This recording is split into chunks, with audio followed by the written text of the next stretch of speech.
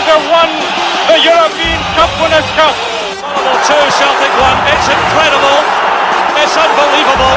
Look at the celebrations there. What a turnaround here this afternoon. Welcome to Rangers Radio. What a goal by Steenie, followed that up, and whoop, in it goes. Why not give the show a call on 01413561972. Rangers open the scoring after Tawdry. 12 minutes of the match remaining. What a strike. A stunner from Kenny Miller. Rifles it into the roof of the net. Or send Fox a friend request on Skype at Rangers Radio Online. He's gone into the middle, McSwegan's in there too. Will he come for McSwegan? There's his header, and he scores! What a substitution!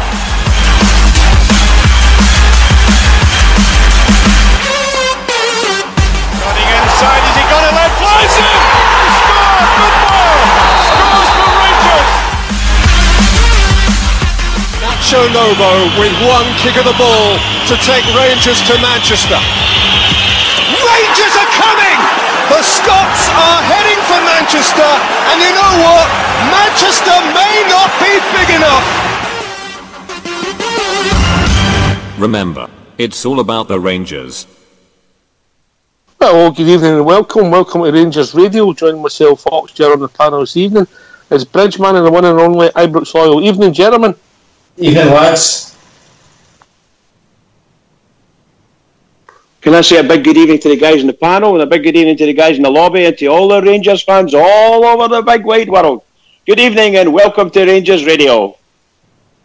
How are we doing, Bridge, in this momentous occasion for your good self? Many happy returns for the Oxford family, mate. Thank you kindly. I will not tell anybody your age, not one person, all will say it's 50 years ago today, turned 21. But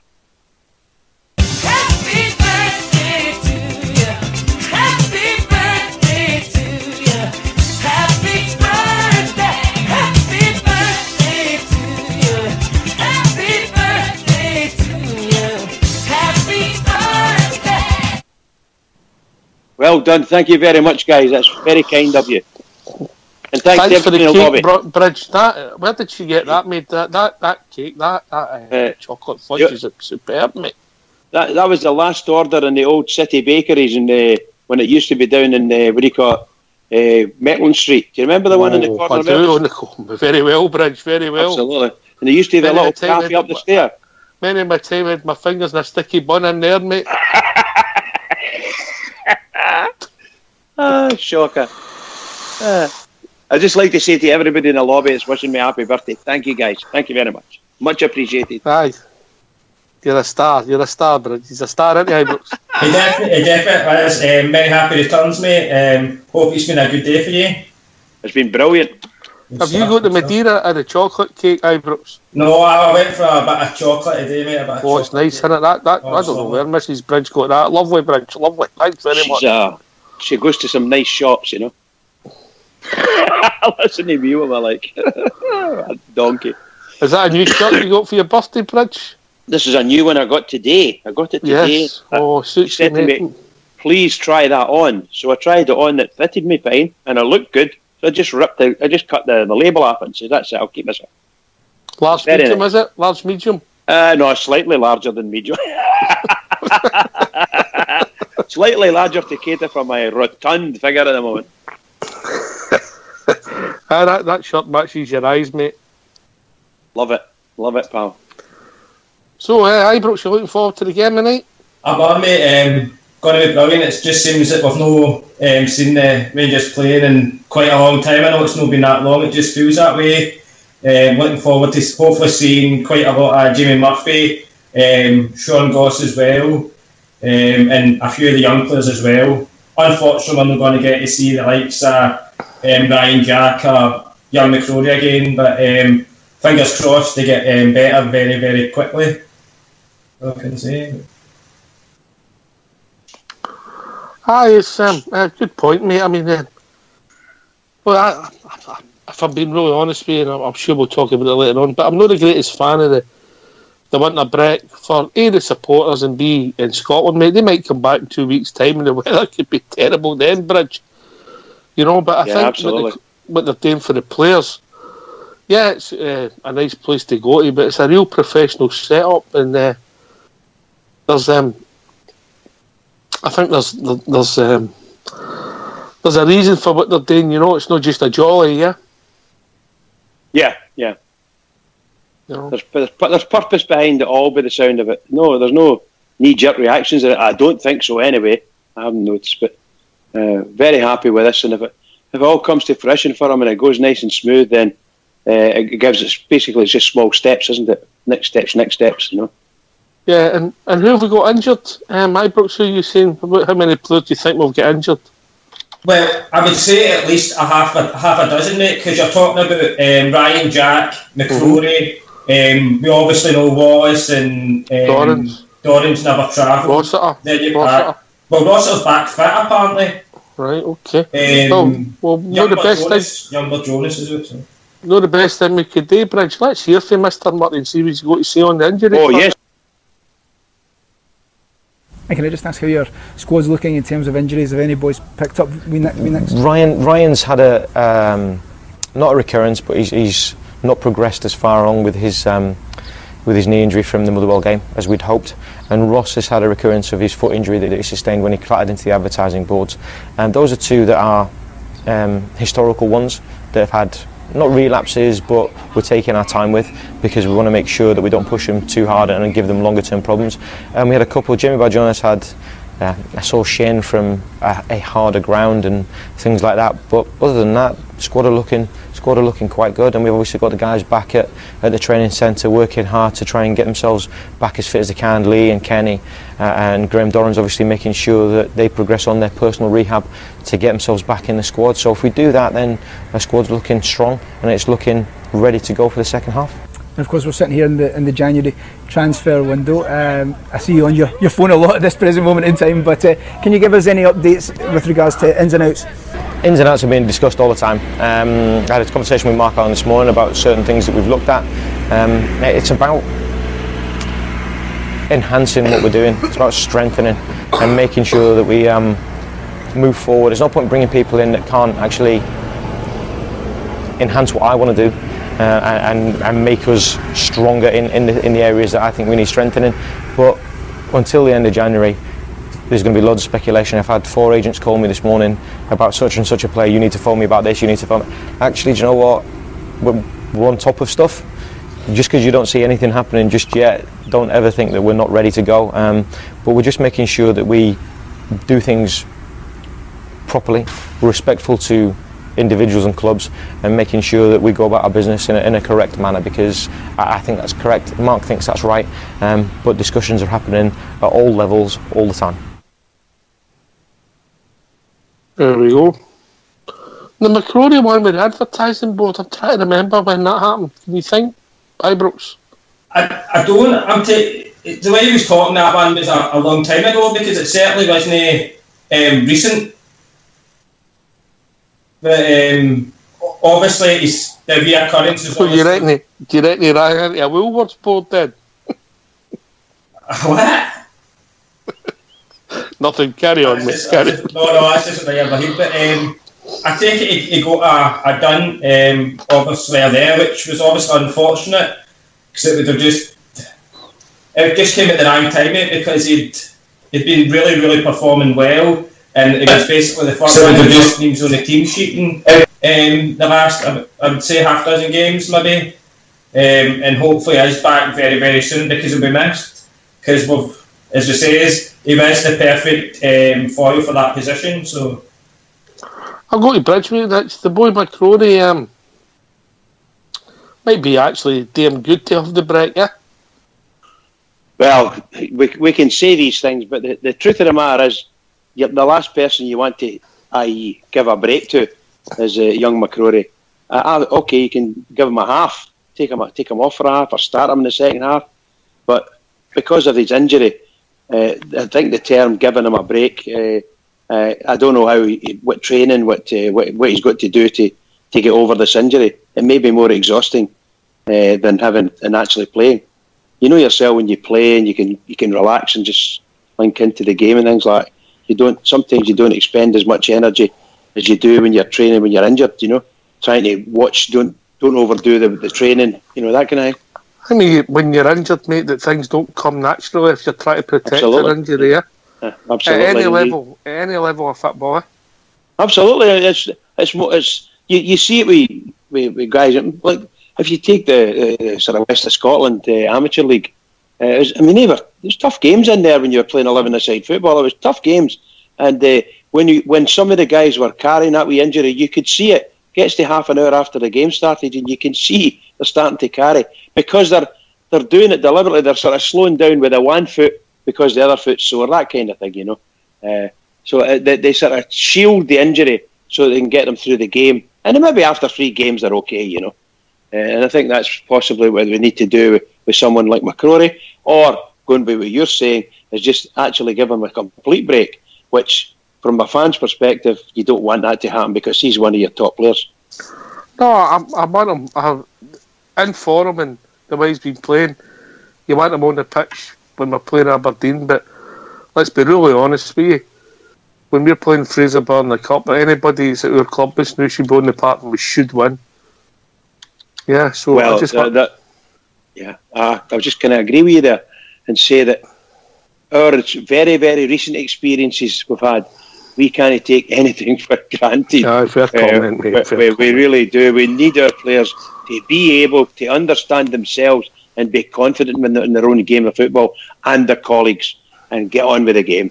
Because the worst thing that could ever happen to us, we end up with a progress, Niederkorn result, you know, and it's just a disaster for us, you know, just a disaster. Or it could be. Anyway, I think we'll be joined with Fox. How are we doing, Fox? Evening, guys. All right, what do you think of the cake? Quite nice, sir. It's a wee bit filling for me. I'm not a great big cake person, mate. All right, okay. Mrs. Bridge went all that trouble, and that's what you're... Why did she get him a jumper with the Minions on it? Hey! You fucking rat. Oh, I never noticed that, mate. I wondered what that was. Right along the boat there. Hey, you! Minions. Enough! I never seen that, Fox, now that you mentioned. Yeah, I seen him now. How did he get that? You're a pair of shockers. No Minions at all. It's no Minions. All right. Anyway, if people want to join us, there's 3 ways now.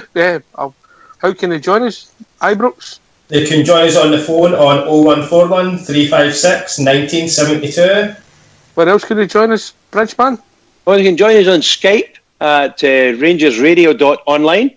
If they're first time in, they may have to send Fox or Rangers Radio a friend's request. And Fox will make sure they're okay, do all the business, and then teach them lots of things. Lots and lots of things. Is there anywhere else they can join us on Skype now, Fox? On Skype? No, that's the only way to come in through Skype, mate. I think you can... Now you can... Oh, yes, you can. I think... Fox, read the script. I forgot that Old School Blue had added a Skype button to the top of the page, so... And the middle of the page as well. Is it there, mate? That should bring you in if you are logged in on Skype. There we go, right. Will we try that again, and we'll just kid on we've done it properly? We'll kid on we've done it properly, because you've got a caller already. That is George. Evening, George. How are we doing, mate? How are you doing, boys? All right? All right, mate. All right, What's on your mind, George? Listen, George, are you staying up? Are you taping it at 8:30 and watching it when you come in for your work? What are you doing? I've got a job. I've got to work. I keep telling them I'm the same, George. I'm taping it and I'm watching it tomorrow afternoon when I come in. I watch it with my dinner tomorrow. I'm to be honest, I'm going to keep as calm as I can. I'm absolutely raging, by the way. See if we didn't get Naismith now, I swear to God, I will and I reckon I've been the board's biggest backer, by the way, Ox. I really do. I've backed them and I've argued with folk about them. But see if we didn't get Naismith in and Hertz have put a bid in and they get him tonight, by the way, I'll be raging. Because see these games in Florida, they mean absolutely jack to me. And if I'm being 100% honest, they mean nothing to me. It's when we come back next week and play Fraserburgh and then we play Aberdeen. That's the games that matter to me. And if Hearts get Naismith in, and I've just checked the messages, I tell you 7 months ago Naismith wanted to come back to Rangers, and he obviously knows he comes back. Me and Fox spoke about it. It was the guy's left Rangers because he wants to come back to Rangers. See if he goes to Hearts and we can't get that guy in, it's an absolute disgrace for our board, by the way. And I'm not saying our board's not tried to get him in. One or two, I'll give you in some ways, George. If the management team, the football management team, don't want him, that's a different thing for the board not getting a deal over the line, eh? Well, I think if the management team, that's a flaw in me as well. If they didn't want that guy in, and that's my honest opinion, Ox. I really do. I really think if we're bringing guys on loan for Cardiff or whoever it is that boy came for, and we can't get Naismith on in a deal, I think that's a bit of a blooper for us, for everybody at the club, to be honest, Ox. Can I ask you? You've also got a caller come in the phone, the first time caller. Yeah. Evening, caller. Hello there, how you doing? Alright. Aye, it's the Brigton Ram. It's the Brigton Ram here. How we doing, mate? Aye, it's Polly boy, the Brigton boy, right. I sat at the back of the... come, me, hunky-dory, mate. No, it's bothering me. Right, I'm an old man, right, I'm nearly 60, right. Well, that's no old. And I sit at the back of the Coven Road so a day, right. And all these people think that the old see if the Rangers team went back to were paid £10 a week, but not so much as that, maybe £5 a week. Right, with John Gregg, with Kai Johansson, with Eric Sorensen and goal or that. Right.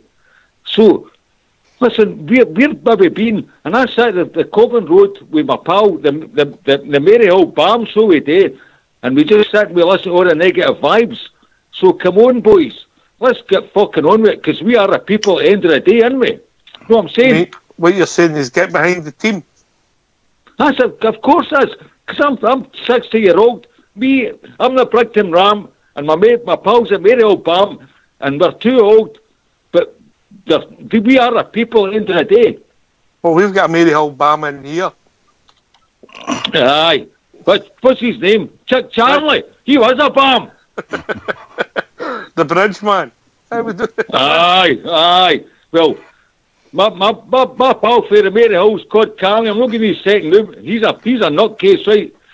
But I'm for Brigton, and all I'm saying is, doesn't matter what, go on aside, we are the people, and let's get into this mob, because they can take us down, but they'll never put us down.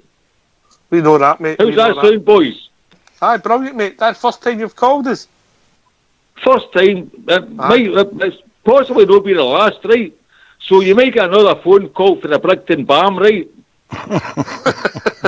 So what do you like to be called then? Do you like to be called Balm or Brigton Balm?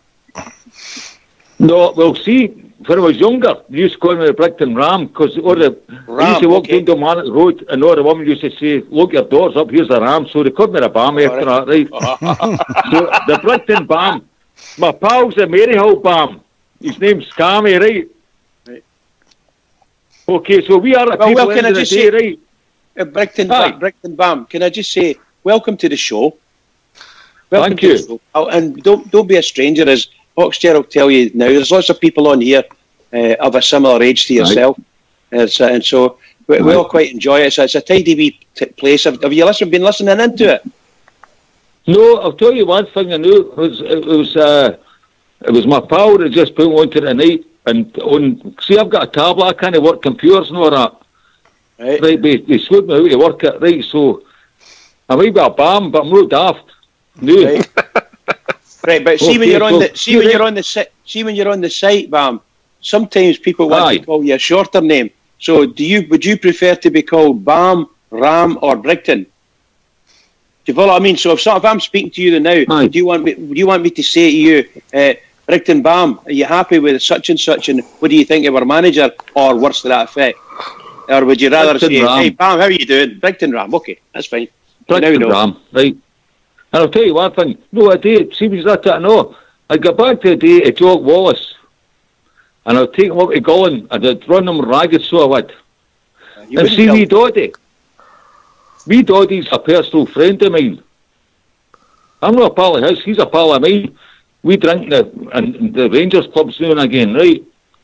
And see that wee man's got it. And here's another thing with wee Doddie. You know wee McDonald, Alec McDonald?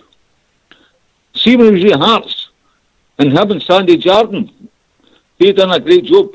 And see we Alec McDonald, so he did. He couldn't get a job in football because he never sat his coaching badges. How sad is that? Aye, that experience. Because when he came on the scene, he done well with Airdrie and with the Hearts. And that's right. Aye, he done well, mate. Listen, thanks for calling. Great to hear from you, mate. And don't be a stranger, eh? I'll be back, right? The BAM's signing out, right? All right, BAM. Speak to you later. Right. Cheers, mate. He's got potential, that boy. He's going to go right to Ibrox. You might struggle, dude. That's it, mate. I'm getting. What is it? Bombed out, isn't it? George, you never know about it, do you? Exactly. I quite enjoyed that. That was good. There's a lot of tie-ups between you, Brighton, Maryhill, Bams.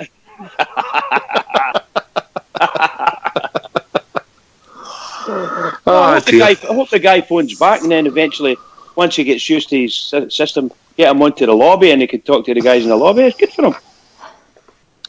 I wonder. You just wonder how the people discover his Fox, didn't you? Well, I remember I passed the cards out to the guys in the Copeland Rear. A lot of the guys in the Copeland Rear. And is that your signed cards, the ones you signed personally? I'm not saying any more. I gave them out, and a few of the guys are linking in and listening. They just listen, and they enjoy it. So they comment and they say very good. One of them actually, I think I'd say to you, one of them commented very positively about your interview with Kevin Thompson. They really loved it.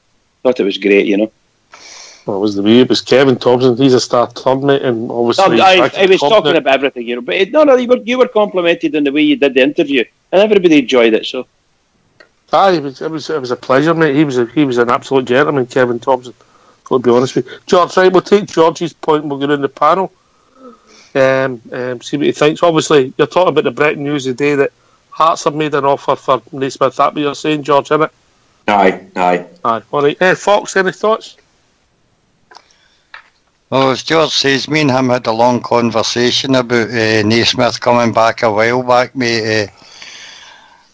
I would still take him back, although a lot of people have got rightful doubts about it, mate. He's no been a fit man for a wee while, no played a lot of games, but he's got that bit of quality that we could maybe do with at the moment, especially if he's going to play for nothing for to the end of the season, mate.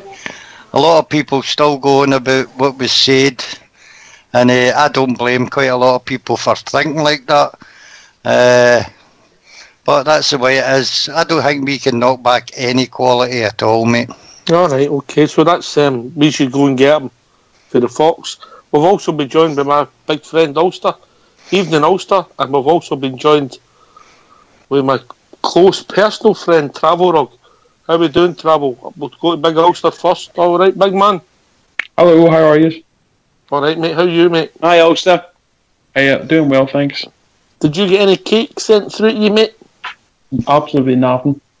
All right, Rangers, okay. Have a word. Boys are all eating cakes and I'm getting nothing. All right.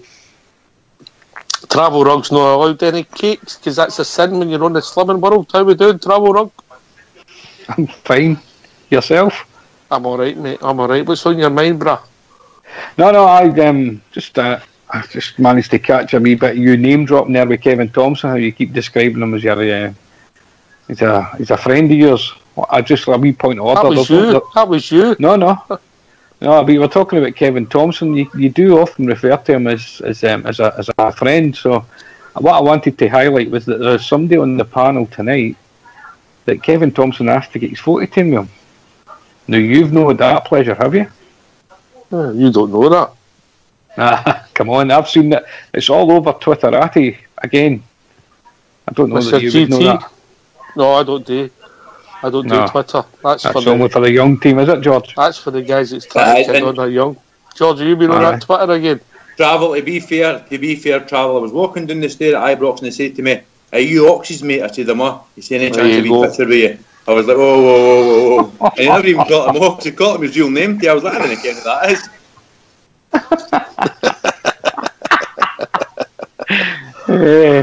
He was only on that marble staircase because I said it was alright.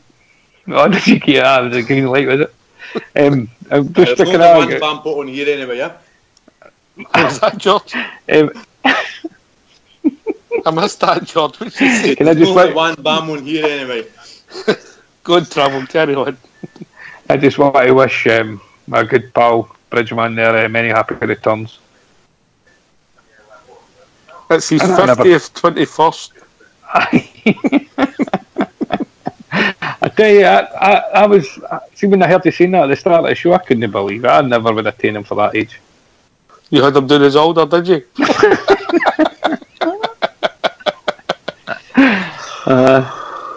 Alright, travel then. I don't know if you heard George's point about Naismith. Any thoughts, mate? No, I think I've said before, I would quite happily see Stephen Naismith back there, but it would only be under if that's what Graham Murphy, if he decided that he wanted him to be part of the team. Now, we don't know what Graham Murphy's got planned for players and playing different positions and whatever else, and maybe he's thinking that he's got somebody for that position, or he's maybe want to try, let's say, Josh Windass. We know that maybe Josh Windass hasn't been used to the best or what his capabilities, and so maybe he's thinking, if I bring in Naismith, then that's going to limit something that Josh Windass, for example, and he maybe sees, he maybe sees that there's better opportunities for a younger player coming in. So unless Graham Murphy wants it, then I'll go with that decision. I like George, I'd probably be disappointed that he goes and signs for another Scottish club, but it's got to be the manager's decision about what players go in, not just a whim by some board member or listening to the fans. It's if the manager's got plans, then I'm willing to just live with it. Alright, Big Ulster. Well, I can understand why George is maybe a bit upset if we don't get him, because he is a quality player, but we're talking about someone who's, I think he's 31 now, and he's had 2 or 3 bad injuries, so it's all about his fitness and stuff, and I obviously don't know about that. I haven't seen him playing for a couple of years. I'd like to think coaches and different scouts at Rangers have been watching him and seeing, maybe they just don't think he's worth taking a punt on, but if the rumours are true that, he was going to cut his wages down to 10,000, and that would have Rangers then obviously getting him for paying no money maybe for 6 months or longer, then I think we maybe probably should have took a chance on him if it's not cost us anything financially. But as I say, it's a player I haven't seen for at least 2 years playing, so I just don't know what way his fitness levels are. Aye, Brooks Loyal. Aye, mate, a bit like George will be absolutely gutted if we don't get him in, mate, because I think he's still got a lot to offer. I know he's 31 and Ulster saying he's had a few bad injuries, but I believe he's over his injury, and I think he could offer still very much in this league. And again, I'll be gutted if he goes to Hearts or, as George says, any other Scottish team. So I think we should be get out there and get him, mate, because he could be the missing link for playing at the top of the diamond, or just a wee bit further forward than that. Bridgeman? Well, if we're speaking about some of the things that have been said tonight, for instance, by George's going to be upset if Rangers don't get or go for Mr. Naismith. We don't know if Rangers are even interested in him, truth be told. It's just all paper talk at the moment. I don't know if they've ever been interested in him. Certainly the Rangers fans, a lot of the Rangers fans like him and want him in. I've already said my piece. As far as I'm concerned, I think he burnt his bridges, but if he comes in, he'll certainly get my support if he's going to wear the Rangers jersey. But the questions I've got to ask are, what will he get by coming to Rangers and playing for nothing? And if when he said he'll come and play for nothing. What I'm asking is, would that be for any club in Scotland? No, I think if you read that, but somebody stop me if they think I'm wrong here. What they're saying that he must have came to a deal with Norwich that they would split the wages. So let's just say, I don't know, let's just say he's on £40,000 a week, Bridge, yeah? Yeah. So Norwich are saying, look, if you move out, So we'll let you go if somebody picks up 10,000 of that, and we'll still pay the 30. So they'll still pay the 30, and he'll waiver the other bit. That's the way I read that. So it's not as if he's not going to get any money into his bank account. Maybe I'm wrong, but that's the way I read it. George? I think that's the way it is as well, Locks. I believe that's the way it is as well. But I also think that Hearts have actually over to take him on a permanent deal, Locks. And they would offer him $5,000 a week. So, again, what would they offer him, a 3-year deal maybe, if that was the case? I would like to think we can get in there. I would like to think that his agent's got to go to Rangers now and say, look, last chance loan.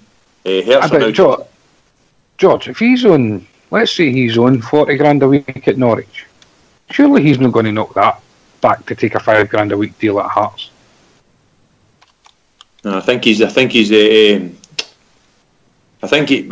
wife's desperate to come back to Scotland travel. I know. Women want a lot of things in life, don't they, George? But if you're talking about between $35,000 a week, yeah, difference. Let's just. I know we're just guessing at numbers here, but he's surely got to look after his financial future. I don't think that he would be looking to get.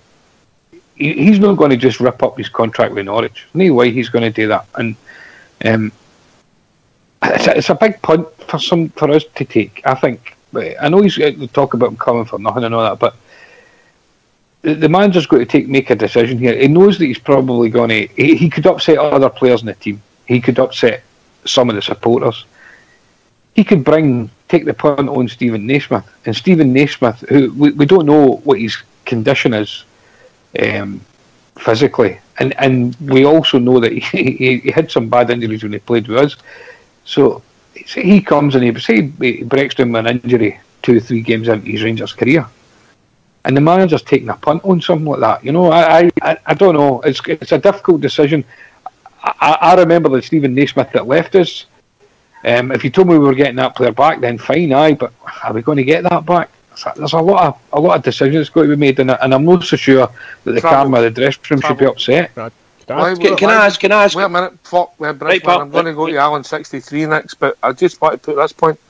Travel, why would we want the Stephen Naismith that left us? He never played for 11 months. No, fair enough, fine. Yeah. You know, when he left us, he was out, say, about the August right through that whole term. Now, before that, what I mean, in the superb for us. It was superb for us, I agree with you, yes. But it was nearly a year he was out. Now, George, I think George is maybe talking about Stephen Naismith potentially with a quality player and a step up a class in what we've been watching and his endeavour. We're not talking about the past or about the shenanigans that were in the press at the time. But I'll go to Al 63 then, back to George. Evening, Al, how we doing, mate? How you doing, guys? Happy birthday, Rich, man. Oh, thank you, pal. Yeah. Many congratulations. If you PM Fox your address, mate, we'll send you a bit of cake through. I'll do that. What you remember I went and said before about how there's folk get this attitude, or clubs or individuals get this kind of Billy Big Boys kind of attitude where it's such and such and such and such. This is what it sounds like when folk are saying I wouldn't touch him, I wouldn't get near him. We're talking about a guy that's only just 31. When he left us, he went, I'm guessing here, right, he went to Everton, or they picked him up, is that right? I don't know how much money they went to Norwich for. $8 million, I think. Oh, there you go. So he's obviously got something. Playing down in that particular Premiership, that league, he's obviously a lot better than what he was when he left us. If he's picked up an injury, which I believe he did, it was his ankle, wasn't it? I think he's probably been given an all clear for that, because as far as I know, he's doing full-time training. 31. Jinx, look at the age of Alvarez, look at the age of Miller. We were off screaming for Miller. We'll give him another year, No.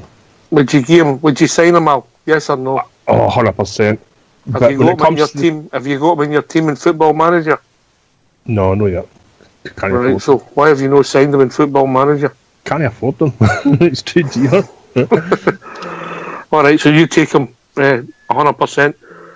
Well, he himself was supposed to have said, I've made my money, I want to come back to Scotland. his wife feels just sort of due or Brisbane. Somebody said once they come back, why the hang would they want to get back to Hearts? Travel rugs like that every 6 months, and his wife sends him away again. I got that today again. I got that again today. When are you getting back to work? Your boat's calling you, Travel. Go ahead. Sailor, hit the sea. I would say the bottom line, Oxdear, is we're not that good that we can turn around and say and not back a quality player. All right, okay, that's a different issue. I get that. Ox, be clear here. See all this stuff about what he said in that interview. I couldn't care less about that. Right? As far as I'm concerned, there was a backstory to that, and agents and whatever else, and Charlie Green and all the rest of it. I'm not caring about that, and I think I'm big enough to think, you know what, that's not going to break my heart what he said.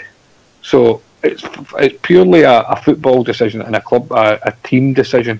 And that's where I think it's up to the manager to decide. But there's two football decisions, isn't there? There's the decision where you take a quality player, and there's the other decision when the manager says, "No, I don't fancy him. He's not the man for me." George. That's a good point, Oxgen. It's at the end of the day, we trust. I said a couple of weeks ago, we've got to trust this wee guy and all his decisions in Rangers. Obviously, he's wanting the best for Rangers, but for me, in a roundabout way, Ox, it would be sort of like a trial for us. If we got him in a 6-month loan deal and see how his fitness is, if he's not fit enough, he can't date. If he's injured more enough than this, and then we're not losing nothing up. If we get him in and he does well for us, and then we've got a bit of a player on our hands, I just think that Travel's bang on me saying, putting everything aside what happened, we've got to say the truths from both sides, no doubt about it. But I just think that if we've got a chance of getting a quality player like that in, and see something else. I watched I can't how sad am I watch all the old games. It was a game for 2009 or 10 or whenever it was, and we're playing Celtic, and see the look in his face when he scored the goal, Ox. I'm like, I think we need that back in our team. Jamie Murphy's going to have that, Dorns is going to have that. I just think our club should do everything they possibly can to try and get this guy back in if we want to get back to where we should be. I think he'll help us to get us back there by the George, can I give you a question?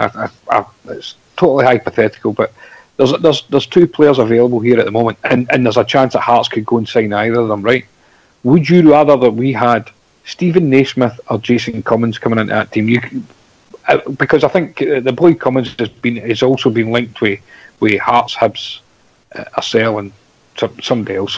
So say there's Mr. Murty gets an opportunity to go and get one of the players. Who would you rather take into your team, Jason Cummins or Naismith? I would rather have Naismith for the reason I think Naismith could do the position I was talking about the other day there. Maybe take a wee bit of a gamble there, by the way, for seeing his fitness, but I would take Naismith for the simple reason I think he would link the midfield and the forward line be Morales. I think he would. I just think he would really set off our team. But do you not think we've got Windass and Graham Dorrans that could play that position? Dorrans can play that position. Aye. When he's fit, he's got to be. He's out until I think it's the 15th of March or something. I seen on the thing before his injury's got to be cleared up. So that's another good wee bit of the season, to be honest. Like I don't know, maybe another 6 or 8 games. Can I throw a span in the works here? Yeah. Fox, you might know this. How many players have we allowed on loan? Is there any limit? I don't think there is a limit, is there? I think there's a limit of 4. I've been PM'd with somebody who's well into scooting news, and he thinks we'd have to get rid of Dalsio before we could bring Naismith on loan. It's only 4 from any one club. No more than. Because we had 6, we had 5, 4 or 5 for Newcastle. Well, Newcastle, was that when the Chinese put a rule in? Oh, maybe it was then. Maybe that's. Right. Well, are you saying is there a limitation of how many loan players a club can have, or are you saying how many loan players a club? I genuinely don't know. Yeah, but there is a difference, because the last time I didn't know. They could have as many loan players if they wish, possibly, but only allowed to play 4. That's the point I was trying to make. Just that. Aye.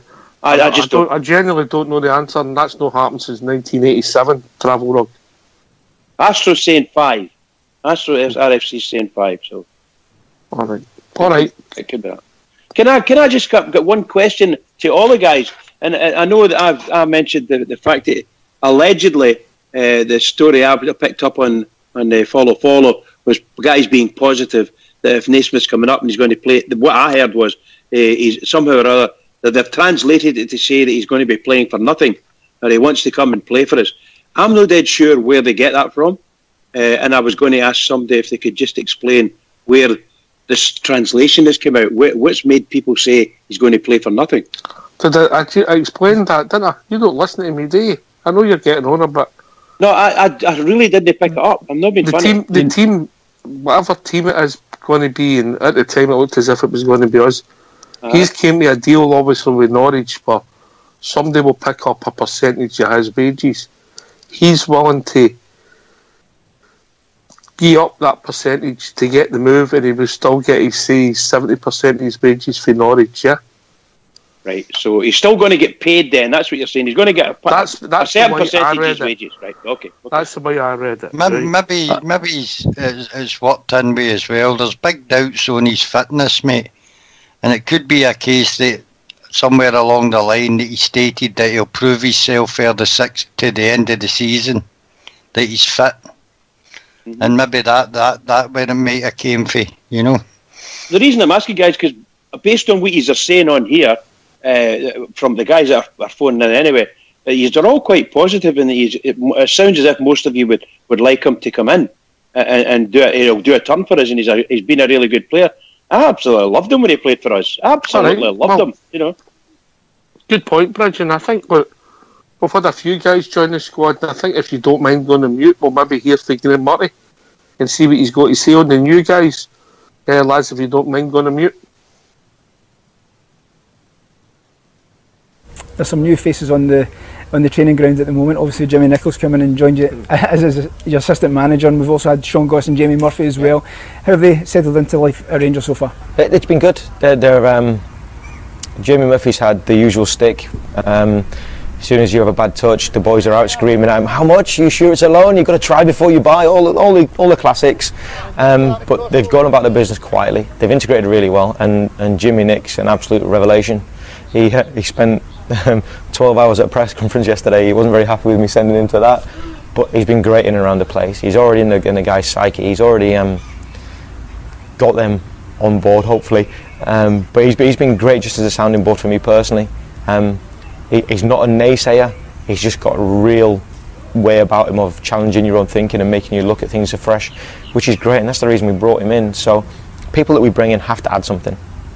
They have to buy into what we do, but they have to add something. Their own selves have to add to our group and our collective, and if we can continue to do that, we make the group stronger, and the group have to respond to that. The group have to use that as fuel to improve and get better, and I think if we have that mindset, which the players have definitely shown in this camp, it bodes well for the second half of the season. And Sean Goss coming in as well. Maybe not too many Rangers fans will have seen too much of him so far, but even on the training pitch you can see he's got an excellent left foot, and he's certainly going to bring that to your squad. Yeah, he's tall and he's rangy, but he deals with the ball really well. He's got a lovely range of pass. He's comfortable in possession. He wants the ball all the time, which is great for us. And just quietly, without shouting about it, I think he's impressed the boys with the level that he's at. So that's good. We just need to get him up to speed. We just need to get him up to our intensity and ingratiate him in our scheme. So once he gets that, then obviously he'll be an asset to us. But we've got 2 hard games coming up where we're going to have to utilise different parts of our game model. As long as we can impart that to Jamie and to Sean, and the boys returning from loan as well, as long as we can get that and collectively understand some of the messages, then we'll be in a good place. I don't expect us to get everything right, because you don't when you're bringing new people together. But as long as I see positive signs and actually different elements of what I want the game to look like, then this camp will have been a success. I'm really pleased with what we've done so far. I'm really pleased with the way the players have worked. But we need to now go and translate that into performance, which is always the way in football. So if we can do that, then all good. Well, thanks for that. Alan63, the way he's talking there, that maybe one of the most important signings might be Jimmy Nicholl. I loved it, yeah. And I had a wee smile on my face and he said Jimmy Nick. I was waiting for him saying the man for Ulster, but he stopped short of that. Aye, because I think Jimmy Nick will certainly give a G up to all the players there, and it'll be a great learning step for some of the youngsters to find out because Jimmy's just one of the guys, isn't he? The youngsters are going to find out just what it is to play for a club like Rangers. I'm glad he's saying nice things about Murphy, because I rate Murphy. I think we should have signed him for Motherwell years ago, and we didn't. But aye, onwards and upwards, I think it'll be great. Yeah. Ibrox Loyal. No, absolutely fantastic. Who's doing the Titan? Let me guess. Carry on, Ibrox. Aye, just fantastic. The words that we saying about Jimmy Nicholl and some of the players that were coming in. I think I said that when we heard that Jimmy Nicholl was coming in, mate, that he would bring something completely different, a different atmosphere. He would bring the place up. You'd get a lot more enjoyment in the squad. I think he's the sort of person to bring enjoyment into a dressing room that was maybe wasn't the highest at the time, but absolutely fantastic, mate. He speaks well about Jamie Murphy and the boys getting a bit of a rile up when he missed a few misplaced passes. But that's all in good fun, good humour, mate. That's what I like to hear. And he speaks well about Sean Goss as well, mate. So I'm really looking forward to watching him play tonight, and hope he does really well and gets himself integrated into the squad. So, you happy? Travel Rock, any thoughts? I think I've said before, I thought the Jimmy Nicholl shout was a great shout. It was that experience, that knowledge of the club. I think it was a good appointment. It's somebody with experience getting in there to help at Graham Murray was I was looking for. So it's a very good.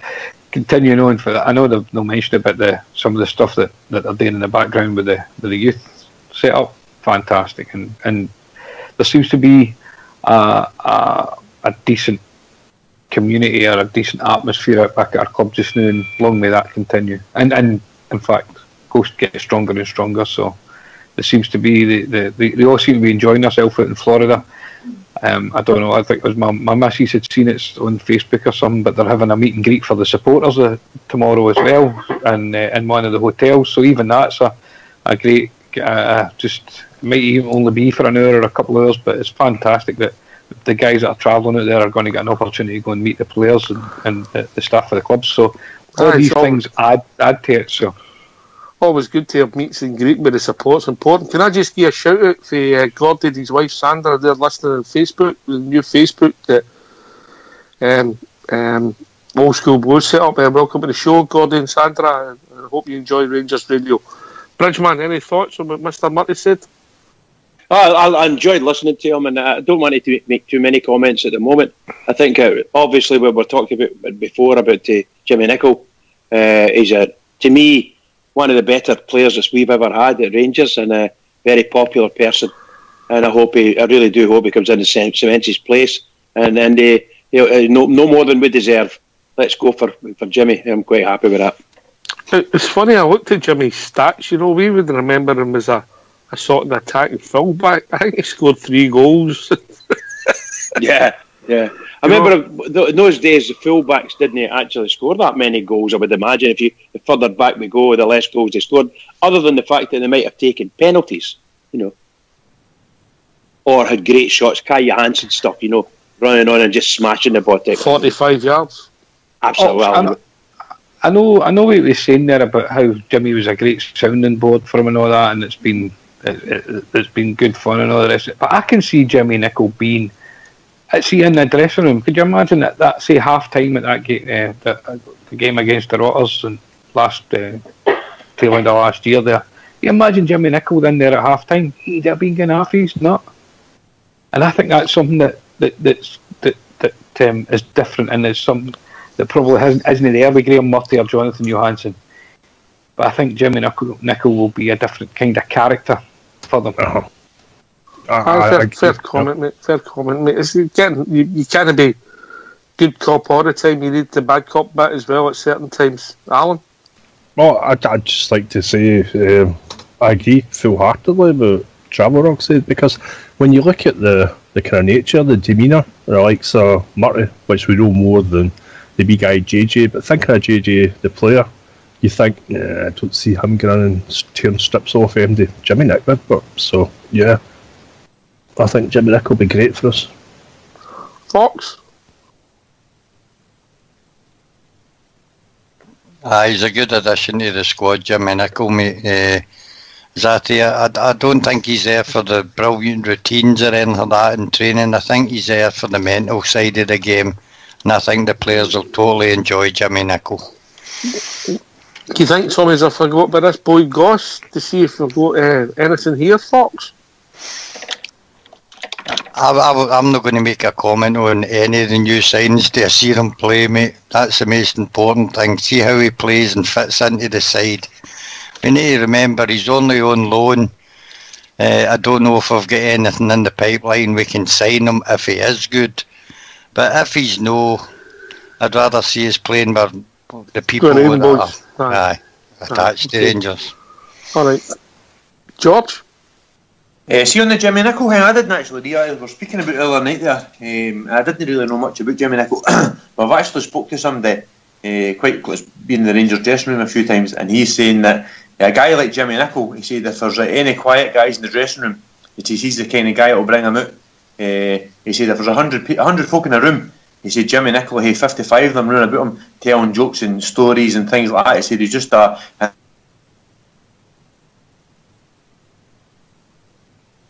Oops. Oh, we lost George. Yeah, he's like a magnet. I think what George is meaning there is like a magnet to people. You know, personality, aye. Absolutely brilliant, yeah, absolutely brilliant.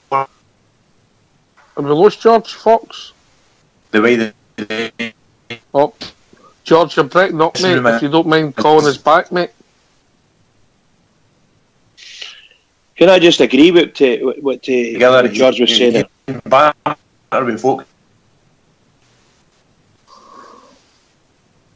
I don't know if George can hear you. Well, Ulster, you must be pleased when you say that. The regard that an Ulsterman's been held in and getting a position in the management of your club.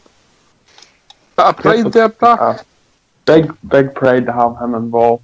It's good to have an Ulster man in there at any capacity at Rangers, but obviously they have to be able to do a job. And I think Travel Ruggs hit the nail on the head. I think Jimmy Nicholl will be the bit of steel. You know, you'll have obviously Mr. Murray, should I say, making up the tactics and obviously picking the team. But when things maybe aren't going right in the dressing room at half time or with going wrong at times, you'll have like Jimmy Nicholl or his experience and a bit of dig about him to, you know, getting the players G'd up again. And that's what I think he's there for. You've got a bit of a good cop, bad cop. You'll have Mr. Murray who'll be the nice guy, and obviously Jimmy Nicholl would be your best friend, but at the same stage, if you're not doing what he thinks you should be doing, I'd say be the first one to get on your back and make sure you can give the performances that you can do. Ulster, let's not forget if to the same point, Jimmy Nicholl might be the man that's rattling them at half time, but see if they go out there and they get the result and they get the victory at the midden, Jimmy Nicholl will be the first one starting the sing song and letting them all know about it. You know that way he'll be the one in the dressing rooms getting the boys all going after they get the victory at Celtic. Well, at least he'll know the words, Trevor. He'll definitely know the words, he'll no need a songbook, that's for sure. That's it, and it's good to have. It's, you know, having somebody who's been there and who's done it already. He's got good experience in Scotland. You know, he's played at Manchester United. He's good experience in Scotland at all types of level, playing, managing, and at the current role he is now as number 2. But also he's been there with Rangers. He's been there when things haven't been going well under his first time. Been there when things were getting better, obviously under the Souness here the second time. So it's great to have somebody in there who knows what Rangers is all about, both off the field and on the field. Can I ask a question? This is based on the story we heard the last game we had at Parkhead there when we came out in the second half and were playing a lot better than in this first half. Apparently the manager just shut the dressing room door and let the players get on with whatever arguments they were having, and apparently they had a few words with each other, and allegedly led by Danny Wilson. So maybe Jimmy Nicholl will be that same type of person. Just if the players want to fight and argue, just walk out and let them go on with it, you know, rather than jump in. I don't know if he'll do that, but I think you can do that occasionally, but you can't do it every week. George, you back with us, mate? Aye, any better now? Aye, mate. We missed some of what you said there when you started. I think it was about Jimmy Nicholl you were talking about, yeah? I didn't actually realise how much you can. Seemingly he's supposed to be about a comedian and stories. I've heard him speak, mate. I didn't actually realise that, Ox, and seemingly he'll really bring a dressing room together. Like he said, there'll not be anybody singled out or anything like that. He he brings the full dressing room together, and he's just a general nice guy. I didn't actually realise left football for 3 years. I think he had a bit of personal problems, and seemingly there's a bit of clamour for him to get him to go to certain teams and things like that. Like when he came back to football, so I think it's a great appointment. By the way, and the boy I was speaking to said he thinks it's a great appointment. So I think it's all good news, Ox. It really is all good news. Yeah, well, let's hope that the good news continues tonight. Let's hope that it turns into something nice to see for the Rangers fans. That's what I want to see, something nice. You got the battle fever on, Bridge? Oh, I am desperate. Like Mount Vernon and Ibrox Loyal last night, where the things you're saying, you're just desperate to see your team. That's all I care about. I've gone from being, I played football for years and years and years, and I loved watching football. Virtually of anybody, and I watched any game, if you follow what I mean. It was on the telly. Now I don't. I really am not that interested in anyone other than Rangers. Yeah. And I would take part in conversations in pubs and all the rest of it, same as all the guys. And you would get involved and you would talk about what's happening in the league and who's above you, who's below you, and what your chances are, and so on and so forth. Because things were a lot tighter then. See now. I don't want to talk about it. I want to be on here and talk about it. Bridgeman, you'll be alright when you grow up, Bridge. I know. Bridgeman, are you staying up to midnight tonight to watch a game? I am indeed, yeah. I hope so. That's what real men do. That's what real men do. What are you doing, Ox? I'll be going to my kit, mate, because I'll be keeping the wheels of industry turning at 6 o'clock tomorrow morning. Ulster, you'll be the matchsticks keeping the eyes open just to watch the Teddy Bears at midnight. Is that right? I've actually just got my coat on, walking up to my dad's, and there's 5 of us going to be watching the gala. So we're all doing night shift. That's the spirit. That's the spirit. He's not working neither, is he? Oh, I ain't working.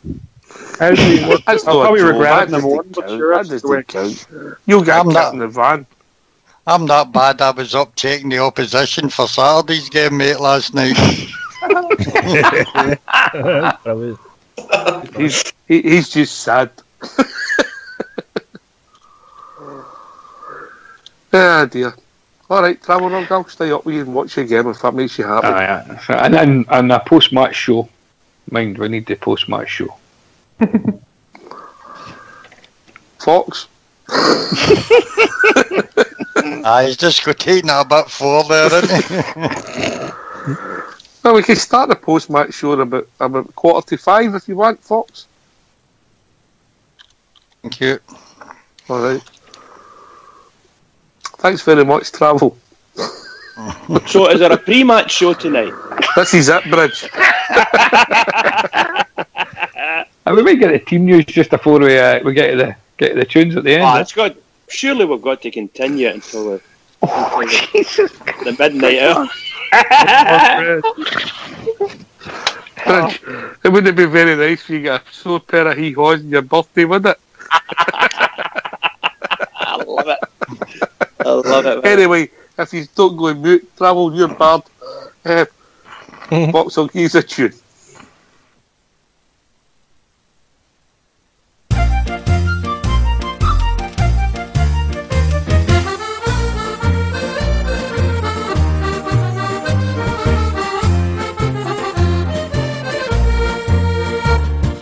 There's a pub in Green Street where all good proddies you will meet. So come down here and together we'll have a jar.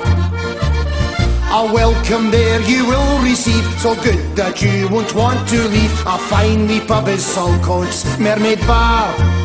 You'll hear the sash and Derry's walls, just like in your own wee orange halls. The banter here you will enjoy, as long as you're a proddy boy. A good time in the Mermaid is had by one and all.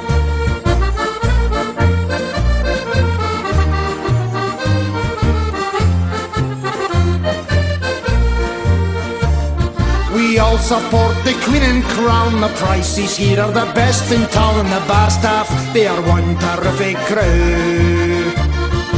Everyone laughing, full of cheer. It's one tremendous atmosphere, singing to support the red, white and blue. You'll hear the sash and Derry's walls, just like in your own wee orange halls.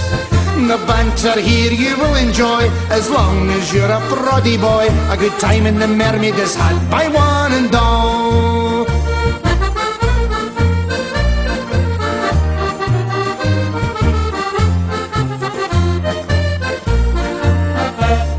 It's nice to come to the Mermaid Bar when Rangers are playing at Ibrox Park. You'll forget your worries and all your cares, singing songs against the Thames before you watch the Rangers win. For everyone here supports the Teddy Bears. You'll hear the sash and Derry's walls, just like in your own wee orange halls. The banter here you will enjoy, as long as you're a proddy boy. A good time in the Mermaid is had by one and all.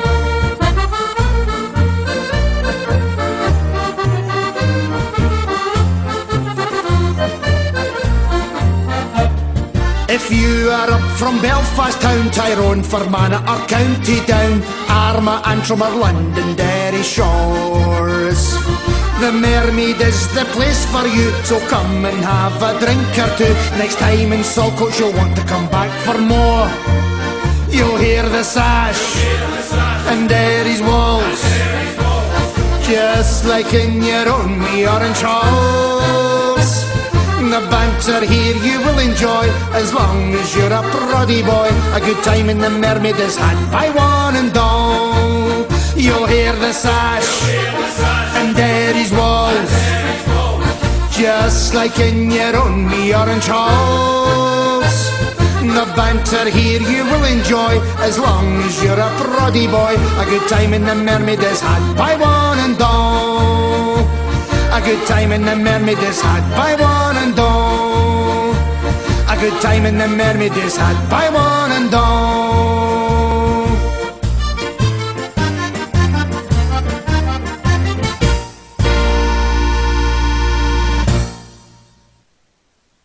The sash and Derry's walls, just like in your own wee orange halls.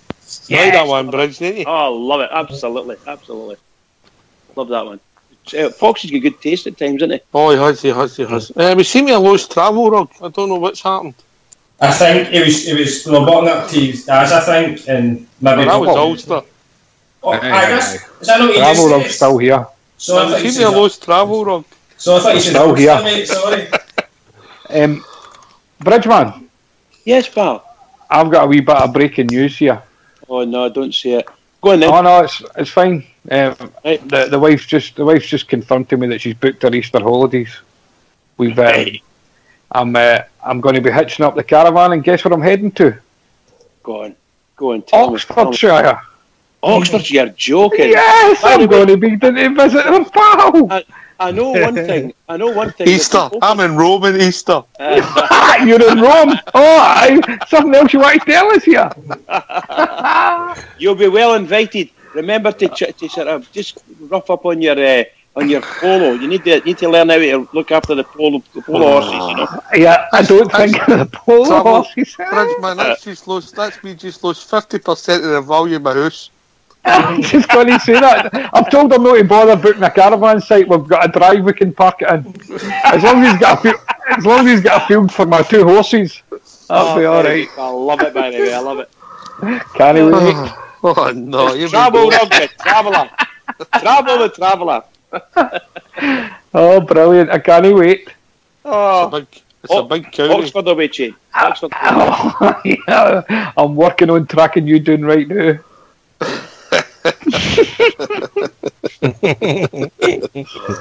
Oh, well, that'll be on the news, not so I'm news used to it now. Gives me something to look forward to. I'm looking for Ox. He's just immigrated. Anyway, we've been joined with somebody with a bit of sense. Rudy the Bear, how we doing, Rudy? How you doing, guys? How you doing, Rudy? I don't know about the sense thing. Oh, sure. Anyway, Bridgeman. Have you been in and eat? Have you eaten yet? Aye, I'll tell you about it in a wee minute. I was out for a mate's birthday, but I just want to wish you all the best for your birthday, Bridge. Many happy returns. Oh, that's really kind of you. Really kind of you. No bother, mate. No bother. I had a bit of lovely slap up 3-course with a bottle of wine and a couple of nice malt whiskies, so I'm quite happy just now. Somewhere nice? Went to the Ellisland in Ayr. I don't know if Travel. Do you know Travel?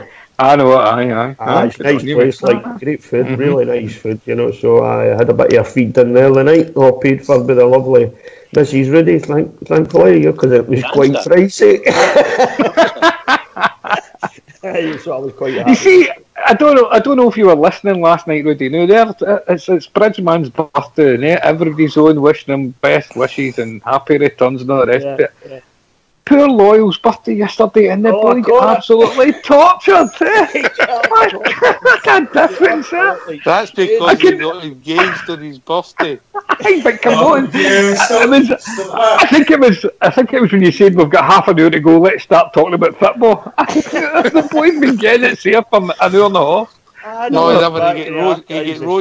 He get roasted for half an hour. He only got it for half an hour. Aye, Brox, I don't know why you speak to this lot. I really don't, mate. Honestly, that was torture. If you can't even laugh at yourself now and again, then there's something wrong somewhere, mate. So. You certainly took it well. Well done, Ibrox. Well done. Rudy's favourite song is "Going to the Chapel" and we're going to get married. Right, that's enough of that talk. You'll get the banner in a minute. Ibrox, so you're going to be a nun? Oh, that's no nice saying. You're spot on. You're spot on. That's for the belt. You're spot on. She says she'll have none of that. I think you'll find it's Fox is getting none at the moment. I was trying to work out because of the amount of use Ibrox is getting that as well. You're wrong there. Fox is just out the habit. Travel Rock. Old School Blue says no. It's Billy Idol, Shotgun Wedding. That's what I said that night. Brilliant Old School. Hey, Ibrox, can I ask you something? What is it about our dad then? What's the problem? Don't go there. Let's not go there live. All right, Rudy, please. I think the words non-educated delinquent came to mind, but our dads. It's not. No. I never said that. I'll not let her hear that now on Saturday night. Your dad wants a honeymoon at the Appleby Fair, mate. I'll see you there then. That's another one that's right in my head, okay. Oh dear. That was a good one. The Appleby Fair. Right, enough. Leave that. Next one at Picks and Ibrox getting marred. We're not having it. Hold on. Rudy was just asking a few kind questions there.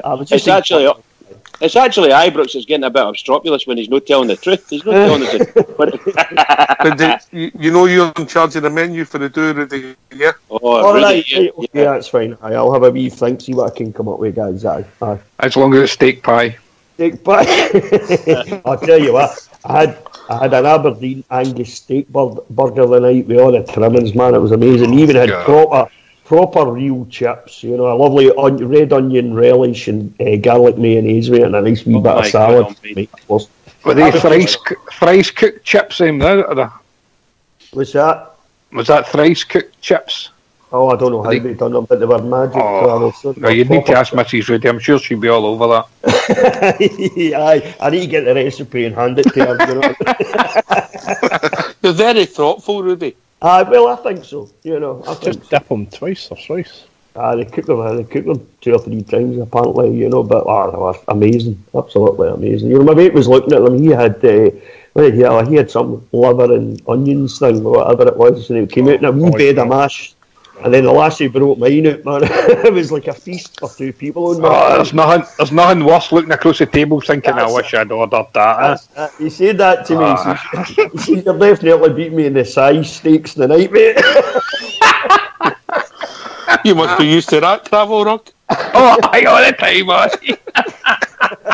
Especially after wife. Anyway, because of Ibrox Loyals helped us fill this winter break. Winter break, Rudy, good thing or a bad thing for you? I think football-wise, for me, it's a bad thing because it seems like a hell of a long time before you get another game, doesn't it? But I suppose to take the boys away to Florida, a bit of sunshine on their back, bit of camaraderie, when new players coming in, gives them a chance to get to know the boys before the serious stuff starts again against Aberdeen, at the end of the month. I think it's a good thing, it's, I think, simply for the team bond. I mean, you were talking about Jimmy Nicholl there, gives him a chance to get to know the boys that he doesn't know and stuff like that. The new players a chance to get to know everybody. So I think it's a good thing. I mean, for the football side of things, though, it drives me around the bench simply because we're not getting to watch the Rangers play. George, any thoughts, mate? No, I wasn't really up for it. You see all the English games on Hawks, and you think to yourself, we could have had loads of games. We could have been at a few games. There's last week, everybody was after work and things like that. It's all with the Christmas, New Year. And there was no football in that for us to go and watch. I think it was a bit poor. I think a winter break is a good time, but a good thing to have. After the holiday, would you do it after the New Year? I would have Hawks. I ken that's a bit selfish, but I think just for to get the. No, that makes sense, George. I get what you're coming from, mate. See, just another wee quick one, by the way. I must be on Ibrox's side here. I phoned Ibrox today, and his new woman answered the phone, and she sounded like a really nice lassie. She shouted, "Hello, Mr. Ibrox, man, it's Mr. Georgie, man, on the phone." She really. Were you getting some Pampas grass delivered, George, were you?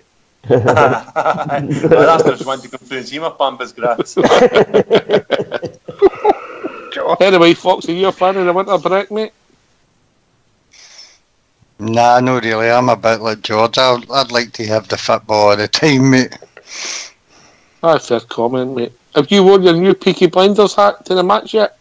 No, I'm saving that for the Aberdeen game. I'm just still to get the razors sewn into the wheel up. I love it. Listen, if anybody's not seen it, make their way to the bistro in the Aberdeen game. You've not seen a bundle of this for a long, long time. Well, that'd be disappointing because the last game his hair was magnificent. Wasn't it, Bridgeman? Not a hair out of place. What really and truly, I did compliment him. I did compliment him. He was actually starting to blush. He was. He was. Shy. That's the first time I've seen him shy. That's for sure. He was. What a difference! Aye.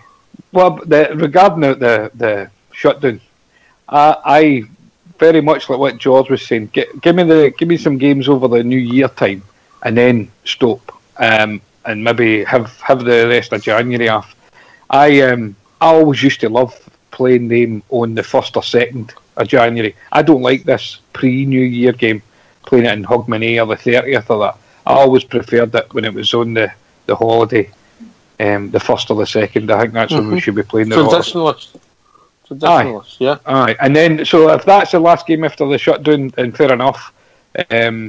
But I think I like all these games over the Christmas and New Year time. I just think that we stop it a wee bit too early. But I also think the winter shutdown has come at a good time for us because I think there's quite a few other players were starting to look tired. The young boy McCrory, for instance, I think he was needing a break. So it's good. I think the winter shutdown's a good idea, but just the timing it could maybe be a bit better.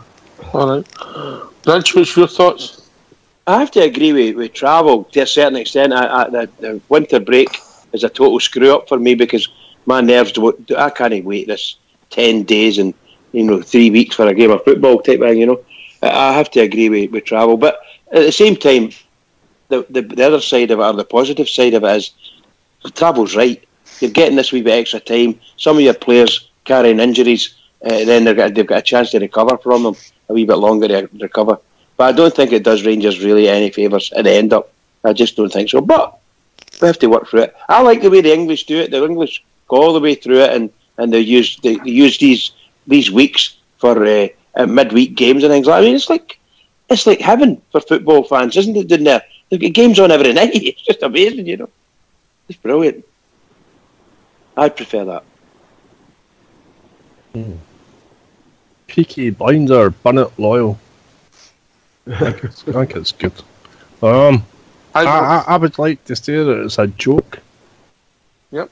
Yeah. I don't have any idea where they get the date from, the dates to have it, because our worst weather's still to come. So having it just now is always silly. February's always our worst month. It always has been. I don't know if it always will be because of global warming, if it's real or not, but I think it's silly. And I also think it's a shame for the likes of the lad McCrory, because obviously he's had a sore foot, and we've been playing him on his sore foot, and now it's caught up with him. And the folk, was it Travel? The Travel just said there, that it's good for a lad his age to have a break. He's only 23, he should be flying every week for a month at the end. McGrory? Aye. He's only 19. He's 19. Oh, there you go, then he's even younger. Aye, he should be able to run all day every day. It's not the running all day, Alex. The way he plays, it's the knocks. He'll accumulate knocks, that boy. Aye, well, and it's not the one knock it does, it's the accumulation of knocks, so it doesn't matter what age you're. Right, you then go into the battle. Aye, it catches up. Yeah, I get it. Well, that's good that we've got that new guy then. Wait a minute, let's go to Ibrox and let's then bring Big Alan. Ibrox, your thoughts? Be the next player on the summer shutdown? Aye, it's a bit different for me, right? Sorry, mate, on you go. I know it never affected you because you could stand in the goal, but would you think it's a good thing or a bad thing? Well, there's positives and negatives, mate. Positives being, as True was saying, not as True, as Travel was saying, sorry, we've had a few players who are looking a bit tired, and maybe they a wee bit of good, getting there, getting a wee bit of heat run about them. I don't know if it really was that warm as I thought it was going to be. Unfortunately picked up another wee knock to young McCrory, which was unfortunate. But the negatives, mate, is you says Ox last night, just heard from Alan Nair saying as well, our bad weather could still to come in a couple of weeks' time when we're back, and then you could have maybe a game or two that's going to have to get called out because the weather is that bad. Touch wood, it's no, the bad weather's gone, but it could happen, mate, and it could be a very negative consequences yet again. Yeah, for the season. All right. Evening, Big Al. Good evening, gentlemen. How are we? How we doing, mate? All right. Evening. Just a couple of points. Rudy's doing the food for Ibrox's wedding. Can I do the flowers? Of course, I'll do the posies for you. Right, excellent. We've not done anybody. Don't know about that. You've got bothered with caterpillars, have you know? Oh, so you're the one who's coming on here for gardening advice. How's Sonny Bean? I hear you live in a caravan with 2 horses. Huh? Appleby Fair and all that. Brilliant, man, brilliant. But Ibrox, just a bit of advice. The problem with your father-in-law, future father-in-law, is he thinks you're nice and he's like to pump you. He's jealous. Oh, yeah!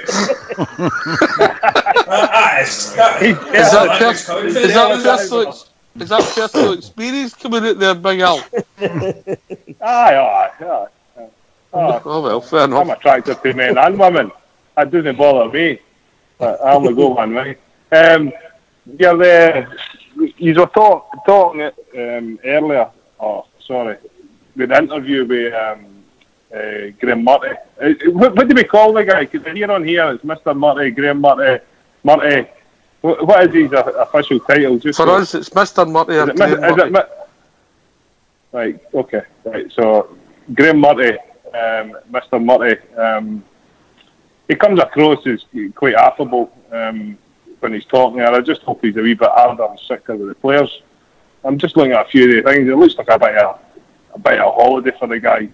I don't know how intense it will be. He's saying these 2 games will be intense. I don't know about that. If other teams are playing their youth players, but they didn't last night, Al. The Brazilians didn't last night. Fox watched it, didn't you, Fox?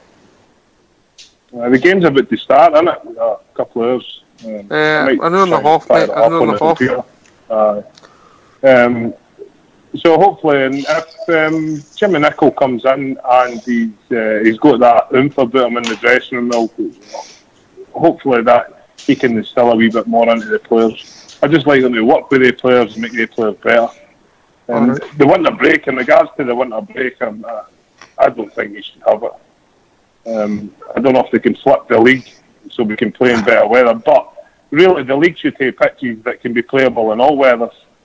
So I think it's a league problem. If you have pitches that you can play in all weathers, the last game it was called. The last game it was called after in Scotland in the top league was Hamilton under all weather surface. Aye. So that should be looked at, obviously. That's a league thing. In regards to Naismith going to Hearts, if he comes in, he comes in. If he doesn't, he doesn't. I don't see any problem. I wouldn't lose sleep over it if he went to Hearts. But if you had the choice of Naismith and Cummins, I'd take Cummins before Naismith. I think we need a forward. I don't think we actually need maybe another midfielder. I don't know how he is with injuries and things like that. And how many games has he played? You know, not a lot. Not a lot in the last. Not a lot. Right, I'm going to go, guys. All right, big man. Always a pleasure, mate. A bit of red onion chutney, Rudy. That sounds lovely. I'm going to find some of that today. You get the food done. I'll send you some spam for this wedding. It's a high class wedding, isn't it? Oh, it's going to be some duel. Daisies out there, girl. Oh, I don't know. Does the lassie know what she's in for? Well, she marries him. She marries all of us. There's some say yes, some say no, mate. But sorry. I don't mean to be rude. Sorry, Bridge. Happy birthday, Bridge. Many happy returns, mate. You keep it going for the Rangers. Hope he's no killed there. Bridgeman, get there. He's not a Bridgeman, mate. He's on mute. He's on mute. Take care, gentlemen. See you later, Al. Take care, Mr. Ambassador. Fox, we've got Graham Murty talking about the winter shutdown, so if everybody doesn't mind going on mute, we'll hear from Graham Murty. Graham, we're now building up towards the first game out here in America against Atletico Mineiro, but firstly, can I ask you about the camp and how it's gone so far? I think it's gone really well. The boys have reacted positively. There's a good sense from them. They're obviously fatigued from the travel, and then we've done a couple of hard sessions, but I think they want to get a game on. They're always happier when there's a football involved, but I have to say, you come to the campus, you come to the place, and you can't help but be inspired by a high performance environment, and that's what this is. Albeit it's only a high school, it's palpable, the sense of purpose around the place, and I think the boys have really bought into that. Yeah, when you see the number of pitches that are here, we're here at the Golf Academy at the moment, just the facilities, as we say, they're absolutely world class, and really it's been a fantastic place for Rangers to come to. It's been great for us, and it's really eye-opening for the players, because I think we've got 16 pitches we can choose from. We can go on any of them, and IMG have been fantastically accommodating. They've given us everything that we've actually asked for and more, but the players now look at themselves, because you take away any roadblocks that are in their way, any barriers to performance, and that's always a good thing in a performance environment. If you take away those roadblocks, players then have to look at themselves and perform, and the players have taken that on board and they've moved forward, and actually it's really good to get into something like that, so the players actually can just focus inward a little bit and make sure they set themselves up for a good second half of the season.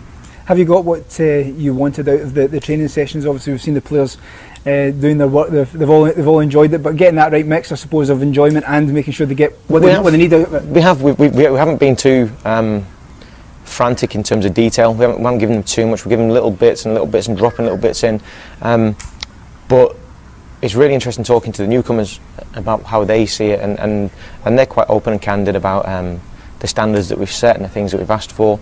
But then in the afternoon session yesterday was about personal development. I want to get away from this idea that you're a first team player, so your development is finished.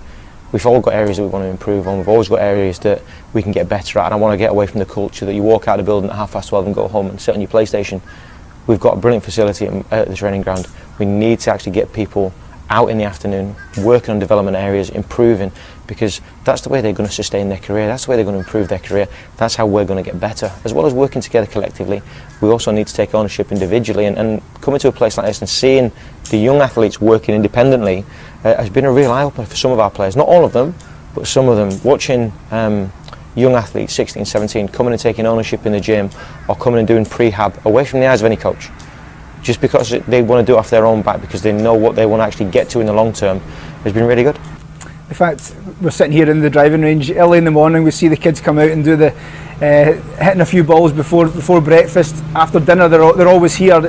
Is that something they think that Scottish people in general can learn from, or Scottish clubs we can learn from this sort of environment? I think you have to look at the context as well. They've got fantastic weather here. They've got a brilliant environment, and they can be out here to all hours. The tennis courts are over that way. All the kids are out there playing tennis. They're playing golf. The guys are out with football as well. They're doing it because culturally and environmentally you're able to do that. But we have to get that real hunger back into our football of earning your living every single day.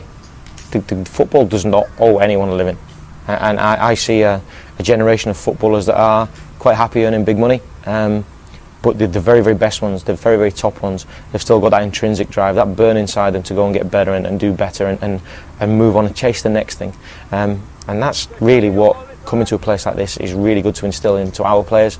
But I think culturally we could be better at it.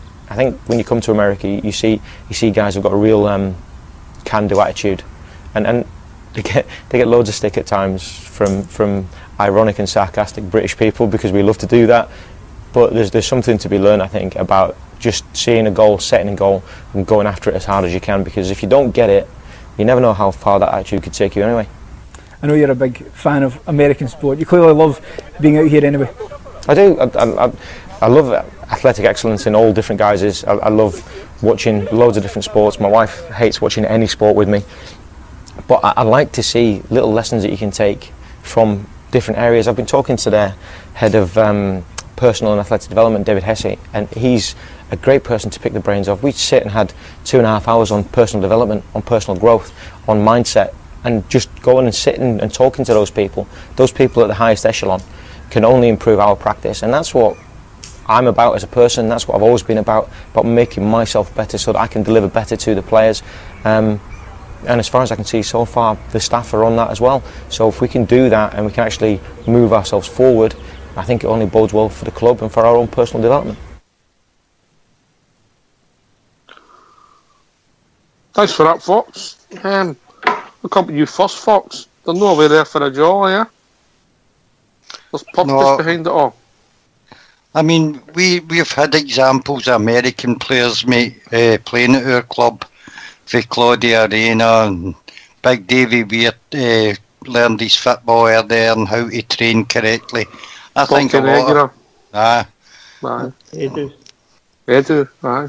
And these boys all knew how to train right, mate, and I think he made a good point there about people getting away in the afternoon on their PlayStations when they could be making themselves better. And the biggest case of that for me was Beckham, mate, who you used to read, used to go back after training and practice his free kicks, etc., his crossing. And that's where he ended up making a name for himself. And he wasn't the greatest football player, but what he made himself, what his best attributes he carried into the game, you know. Fair comment. Don't get me wrong. I don't think people can teach you reading of the game or things like that. But if you're playing, say, in the wing and you're predominantly left-footed and you want to work on your right foot just to build it up, why can't you stay and just keep practicing that with some drills and improve your game with that? Yeah, Bridgeman, any thoughts? I think I was intrigued to listen to the interview. I think the man speaks very well. Everything he said was very positive, wasn't it? I mean, he's telling you about the 16 pitches or something like that, and they could choose any one. So that gives him enormous scope there. You know, he could have 2 games going at any one time if he wanted to, by the sound of it. And he's very, very good with talking about the other players. It sounds very positive for Rangers. Obviously, we want a positive result tonight, a positive outcome, and it'll be just great. That'll really put the seal on it for me. I'm so looking forward to it. It's no real, guys. So looking forward to it. And by the way, to Big Al, thank you very much for your kind thoughts, pal. It's much appreciated. Cheers.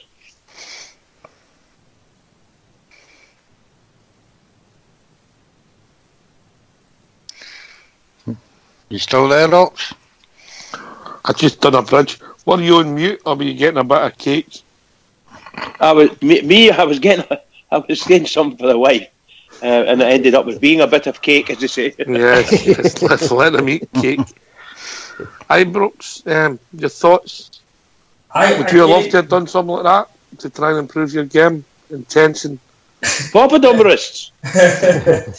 Well, mate, as I say, we had two great goalkeepers at Partick Thistle at the time. We had big Kevin Badanaukas and obviously Kenny Arthur. Two keepers with, I think, quality goalkeeping coaching in their background as well. Every chance I go to train with two of them, I took it. They always split the Garscrew Road complex, mate. One keeper went away with Kenny Arthur, the other one went away, and then you could always split between the two of them because one was a very good shot stopper, and he could teach you how to be a very good shot stopper. Kenny Arthur was very commanding his entire box, and you could maybe him as well. So you did every chance you could get and train with these fantastic people, and I think that's what Mr. Murty's saying as well. You can come out here and train. The youngsters are out here hitting shots before breakfast, and then they're out with all the rest of them in the afternoon as well. I just think it's absolutely fantastic. And as you say, Ox, they're not just there for the holidays. They're there working very hard, 2-3 sessions a day, and then they've got 2 matches coming up within 48 hours of each other. So I think it's all going to work well for us, and I can't wait to start watching all tonight. So.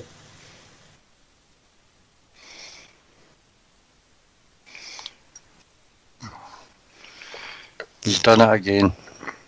Evening, Denver. How we doing, pal? Well, too many people try to message me. How we doing, Denver? I'm doing well, thanks. Yourself? All right, mate. All right. Hi, Denver. How you doing? What's on your mind, mate? Well, first of all, happy birthday to Bridgeman, and congratulations to young Ibrox. How did you know about young Ibrox? Because I've been listening in every day. Oh, right, so you're I just not a chance to call in, you know. It's the Rangers radio soap opera with that boy, isn't it? Oh, aye, but you know, Ibrox, I've got a bit of advice to you, and this is for a guy that didn't get married till he was 43. Right, Don't get married till you're 60. Well, that's what I say, mate. They've got to be married before we're even engaged, I'm telling you. Aye, she'll kill him, by the way. If he takes that advice, she'll kill him. Oh, I like that, Denver. I like that. You'll be fine. You'll be fine. I avoided it all the years as well. So. What advice have you got for him, Denver? What advice have you got for him with the problem he's got with his future father-in-law?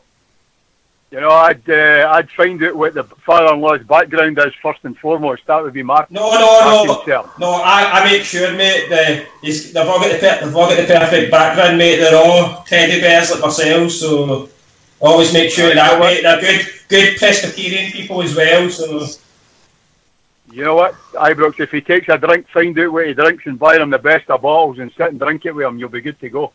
Well, I did say to Al 63 in that the other day in the lobby, I goes like, yeah, I'll take it to a Rangers game. I'm sure that should cheer him up. But that would be good, aye. We'll all come and meet him and help you out. Yeah, that's a good one. That's a good one. Thank you very much, Ox. Right, take you on that, mate. Anyway, guys, the irony of ironies. The Rangers are in America, and they're not showing it here in Colorado. Can you believe that? Oh, you're joking. It's on the best I can do at the moment. I've found out is it's on a Spanish-speaking channel, but I don't get that. I need to subscribe to that, so I'm going to have to try and find a Mexican restaurant or an Argentinian restaurant here in Denver to see the game. Either that, or I'll have to get to see it tomorrow on Ranger RTV. Unbelievable. Denver, what time is it at your place? It's 3:35 at the moment. All right. In the afternoon. All right, so it'll be all the time for you just to get him at tea time, watch again? I was all excited to watch it at a regular time instead of 5 o'clock in the morning. I was going to watch it at 5 o'clock at night. I'd looked in it going, but I can't leave until tomorrow night. And to take me and my boy, it was $600 each round trip for a flight, and that was a 24-hour thing, flying out plus get tickets and grubbing all that stuff. So it'd be the best part of $2,000 for a 24-hour visit. So I said no. And my boy, he said he would rather come out because he's never been to a game at Ibrox, so he wants to do that. So that's the plan. Can I ask you a question? Denver, do you have Facebook, mate? Ibrox. Yeah, what? Sorry? Ibrox. No. We're on live, remember. No, I know. I was just going to say something on Facebook, but it's fine. It's okay. No, I'm not on Facebook. You wouldn't want my face in a book down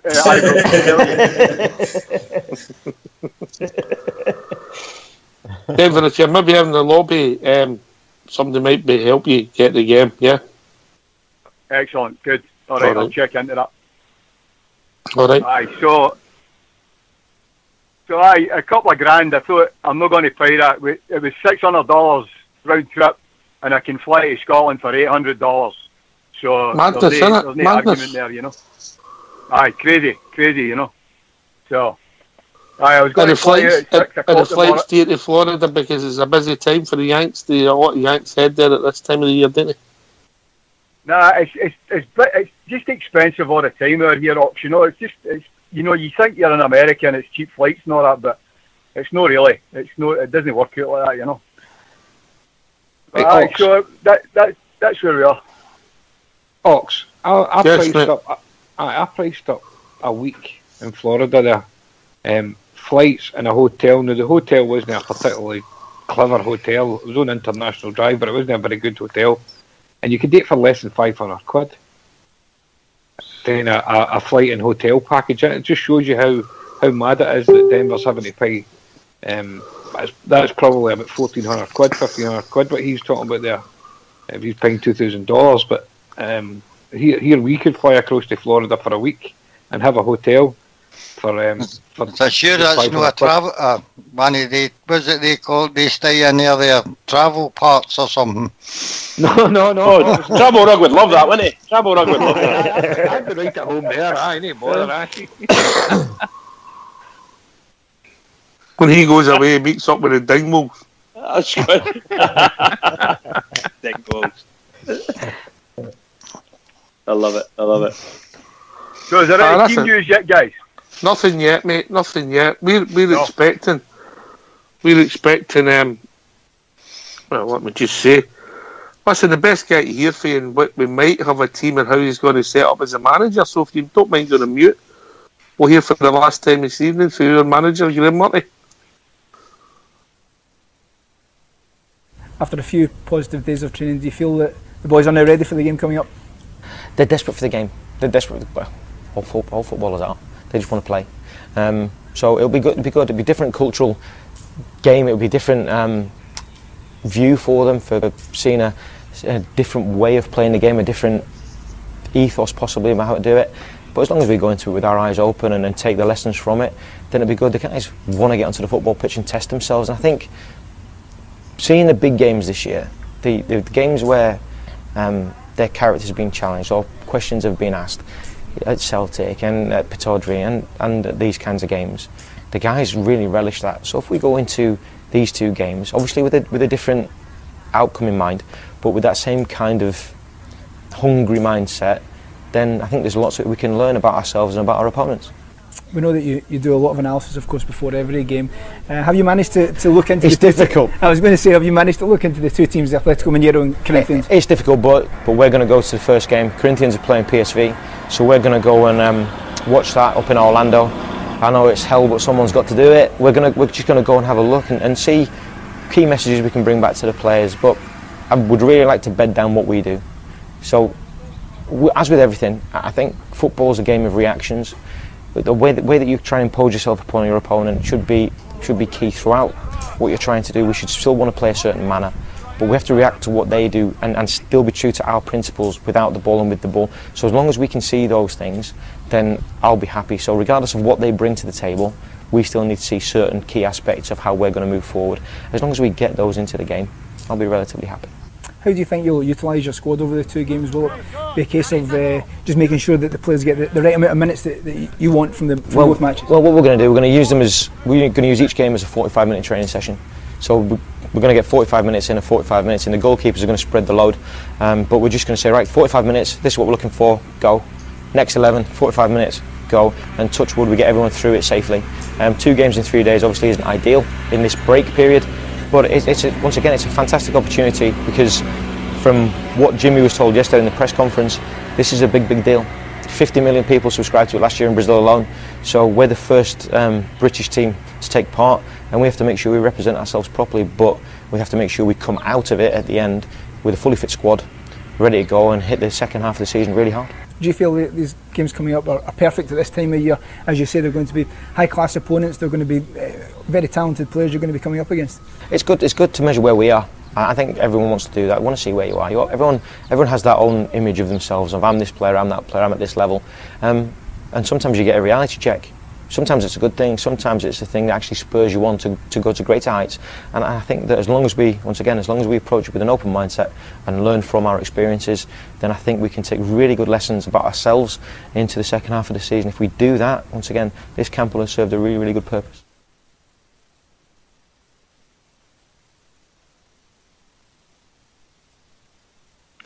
Thanks, Fox. Rudy, will we get in playing at up tempo, playing with players, and I think there's going to be lots of changes. I think he's intimated that. Aye, definitely, and I would hope we play with a bit of tempo. The start that he came out with there kind of took me by surprise a wee bit. There was a fact that 50 million Brazilians subscribed to watch it last year. That's fantastic, really, isn't it? That we're getting that kind of audience, for the club. Can I just interrupt you, because Mr. Sado Fox, he stayed up and watched it last night just to spy on the opposition. That's what you call dedication to the cause.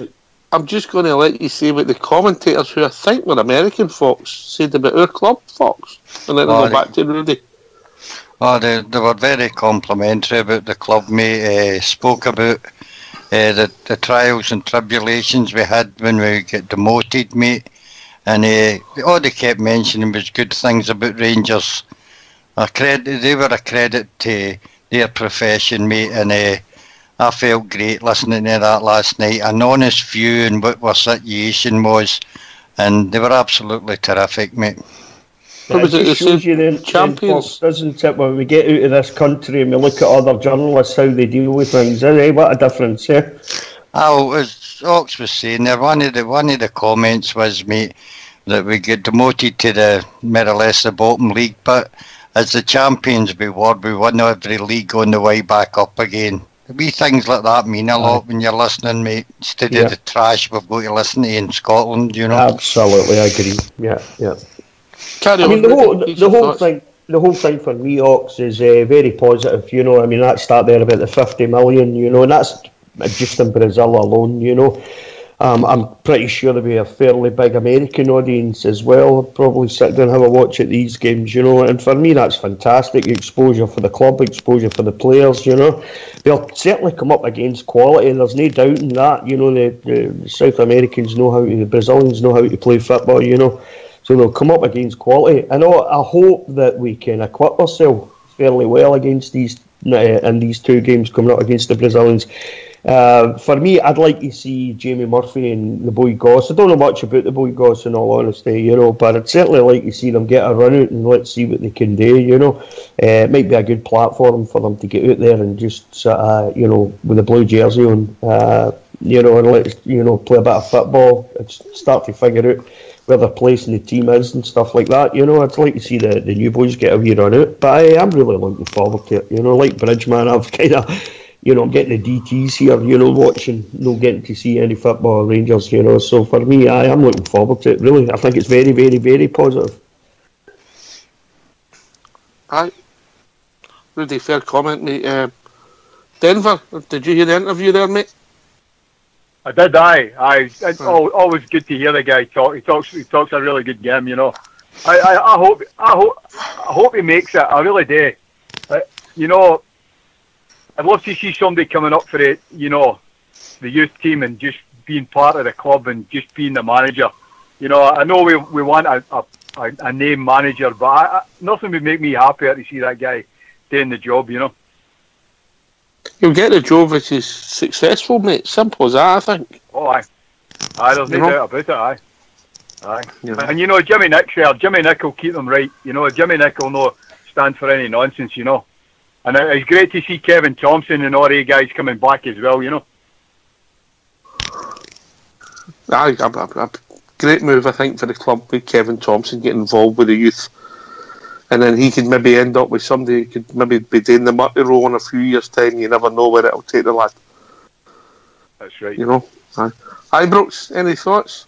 I think it's absolutely brilliant, mate, the way he was saying about the 50 million Brazilians tuning in. Absolutely brilliant. And as Rudy was saying there as well, you'll probably get a good few million as well, probably tuning in America and that as well. And I just think it'll build your reputation if we play well and do well and conduct ourselves in the right manner, as Mr. Murty and that was saying, which I'm sure they will be, and for what I've seen and what I've read, they have been conducting themselves very well indeed.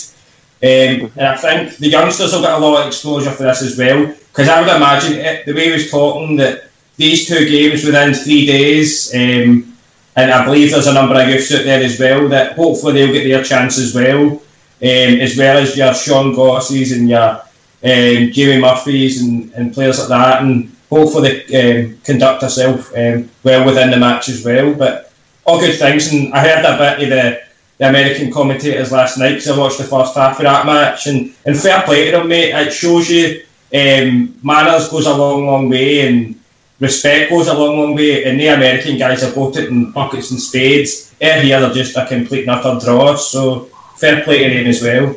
Yeah. Bridgeman.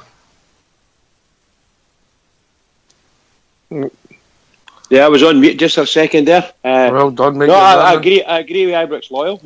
Very happy. I think once again the guy's coming across very good. Obviously, we just need him to keep going the way it's been. I think there's a lot of folk sort of hold it in trepidation and just wait to see what happens. Some folk don't think he's a true Rangers style manager, but we'll see. It comes across good, and it looks as if and sounds as if he's building a good squadron about him and getting good. Well, Jimmy Nicholl will come in and help him out, so let's hope it happens. I'm really looking forward to the game tonight. I just can't wait for it, seriously. So, Travel Rock, thoughts going into it? I didn't realise the tournament was so big. It's maybe obviously the Brazilians are using as a sort of pre-season. Numbers pretty frightening, really. But it's also the whole Latin American interest. I mean, they're all football mad, and that part of America, even Central America. They're daft for their football. It's good that we went and got involved in some of that. It's a great opportunity for us that during our winter shutdown. I also think there's good money in it for the club as well. I don't think we can get away for that. There's probably going to be maybe a couple of 100,000. There's probably going to be generated for the club just for us turning it in. I think it's a good thing. I think it's a good thing. I like the way that Graham Murty's talking. I like the way that Graham Murty's talking. That there's going to be run-outs for different players, and it's not as if competitive games. It's not as if it's a competitive games. It's not as if it's a genuine competition. But genuine competition. Obviously, you never stayed up much to opposition last night with Fox. What was the standard of the match like last night, Fox? Corinthians played their near enough first team, mate, in the first 45 minutes. PSV more or less played their full team for the whole 90 minutes, mate. Brazilians are Brazilians, mate. Very clever on the ball. What I was surprised at how good they were defensively. I thought they'd be more attacking, but they played their first team for 45 minutes, and then they brought on 11 completely new players to start the second half, and they led 1-0 for a superb free kick, mate. They had 2 terrific wingers, I thought, but one of the wingers put in a cross, mate, to the back post, and the boy ghosted in and knocked it into the net. It was a real classy goal. But PSV stuck hard at it, mate, and I would say overall they had the most possession in the game, and they eventually scored with the last kick of the ball to make it 1 each. And if you're looking at the standard of the competition, Corinthians topped their league in Brazil last year. PSV are a well-known European side, mate, and I think we could struggle tonight. I wouldn't be betting on us tonight, to be honest with you. Oh, thanks for that. Cheering us up. Oh, you've got to be realistic, mate. Yeah, the standard we're at, and your teams know the best, you know. What was hard to... I thought the Brazilian side, when they were breaking, were really fast, mate. But it's hard to judge the pace and compare it to Scottish football, because Scottish football is quite rapid at times, mate, and it'll be interesting to see what sort of game we play. And as we heard Graham Murty saying there, mate, we will do the same as Corinthians. We'll play 11 for the first 45 and a different 11 for the second 45. Fox, I would have liked to have played PSV in one game and then a South American team in the other. I don't know if playing against PSV would maybe give us a wee bit more an idea of where we are, you know, another European team. I don't know if it's wishing too much, but I just thought playing against two South American teams, I don't know if it's going to be that great for us, but on the pound shawls and pence, time travel, this get invited to this when you're negotiating new kit deals, etc. It's going to be a positive, eh?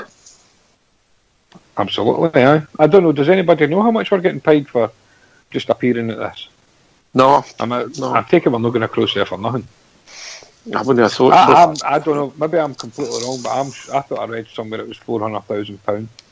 I think you've got to be realistic. The 50 mil, I think, well, if I read correctly, mate, the South American sides fans don't pay for the competition, but funny enough, our fans are being asked by Premier Sports to pay a monthly instalment for it, mate. So I don't know how that works. I don't think it generates the amount of cash that it sounds like, you know. Fox, to be fair, I think I only managed to cancel Premier Sports last month, and that was after I booked it for the Progress game. That was like joining MI5 trying to get out of the contract with them. Oh, well, that's the way it is, mate. But as Ox rightly said, mate, it's a branding exercise for us as well. Getting our name back out there in South America, etc. You never know what will come out of it, mate, you know. How many bears do you think about there? Well, the crowd wasn't great last night. I would have said somewhere in the region of 5,000, mate. So I don't know what it would be like tonight. I know there's a lot of bears there, but I don't think the big stadium. It's quite a big stadium, the one that played in last night, mate. Two-tier stadium. It was like the enclosure at Ibrook's been full. If that's a good way to explain it, you know. Aye. 500 quid we week forward. We missed out there, Fox. I know. We missed out there. Travel rug, we missed out, didn't we? I know. I went away there at the beginning of December, and the wife keeps reminding me, you could have waited, but I didn't. I should have just waited. Anyway, talking about the fans, see if you were on the Twitter, you would see all the flags that's been. I'm not doing Twitter. I don't care what you say. Come on, get with the young team. Get down with the kids. Come on, just do it. But there was they obviously had a meet up in some boozer on International Drive last night, and they had all the flags, and there was everything from Surrey Loyal to San Francisco and Irvine Valley, Orange County, Belfast. That was fantastic. Some of they've gone for all over, and I think it's magnificent the way that our supporters will go travel as far as they can to see the Bears, you know. Once you come to Colorado. There was everything, mate. There was the Big Apple Bears as well. There's the Paisley Loyal. You had NBFA like, up in the Highlands and Islands and that as well. It was pretty vast. The NBFA North America, Canada. You had all the Scottish ones. The Leicester Loyal and that for doing south as well. It was good to see. Makes you quite proud. Makes you quite proud to think that all these guys are, you know, from all over the world. They're huge, big chunks of America. Tremendous stuff when you talk about it. Rangers are so well thought of, you know. I did notice the crowd last night because they panned quite a lot. It was very family orientated. I wonder if they know what they're in for the night. Oh dear. Anyway, is that the time? Aye, well, what we'll do is we'll just hang on for a couple of minutes longer, and I mean literally a couple of minutes longer, to see if we get the team through. I've got Twitter up here, mate, so I'm just keeping it on. Alright, and then we'll go after that, let everybody get sorted for the game. Oh, aye. Robert in, why don't you, Ox? I don't worry about him. Don't worry about him. He's going to get his pyjamas, his hot chocolate. He's going to his bed. He's off to his bed, isn't he? Oh, aye.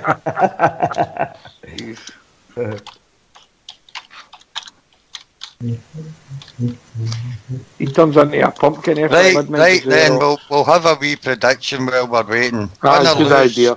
Win or lose, Ridge? Tonight, win.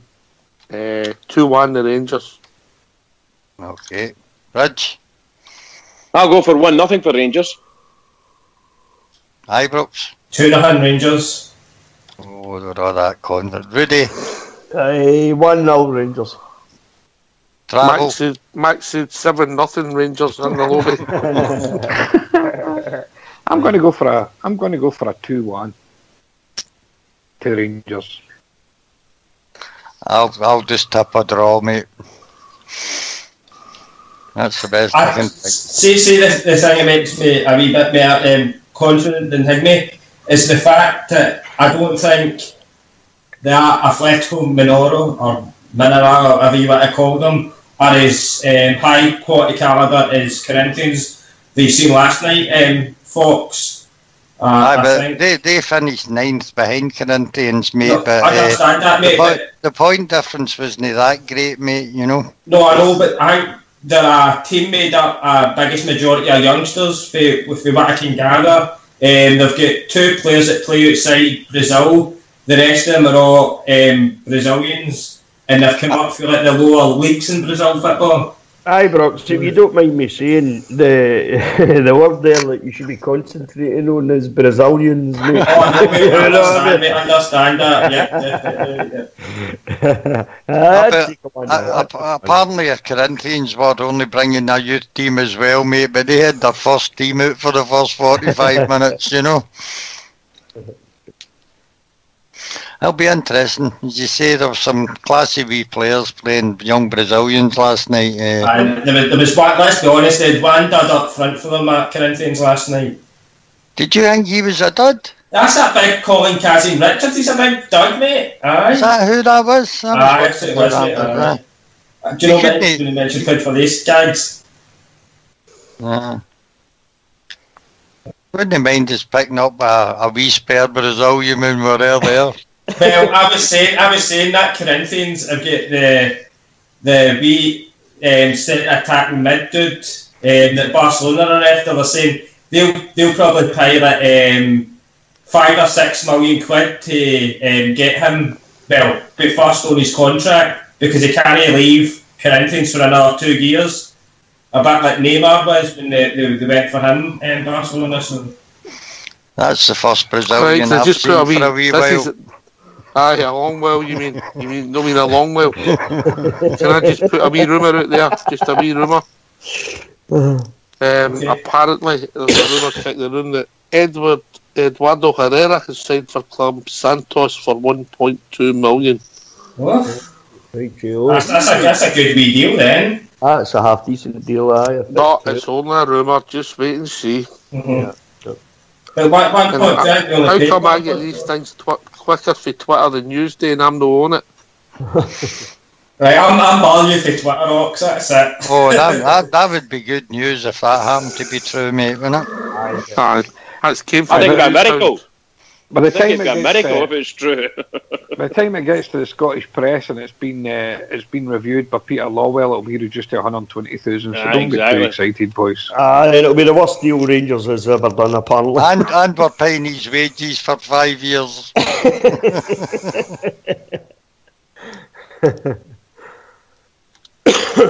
I'm afraid to tell you, I doubt very much you're going to get any team news. No, I don't. There it served, just broken. Eduardo Herrera has apparently signed for Club Santos Laguna for 1.2 million. Where is that? On Twitter. That's on Twitter, the new mate. It's just hot Twitter there just now. But I'm not on Twitter and I got it first. So what's the point Well, of Twitter? you must have a very good friend. In an hour's time, you'll see him running out Remember that? And the start lineup. I'll be playing tonight, Travel.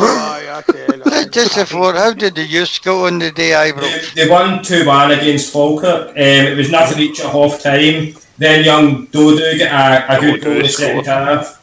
And then young Andy Dallas as well scored the second.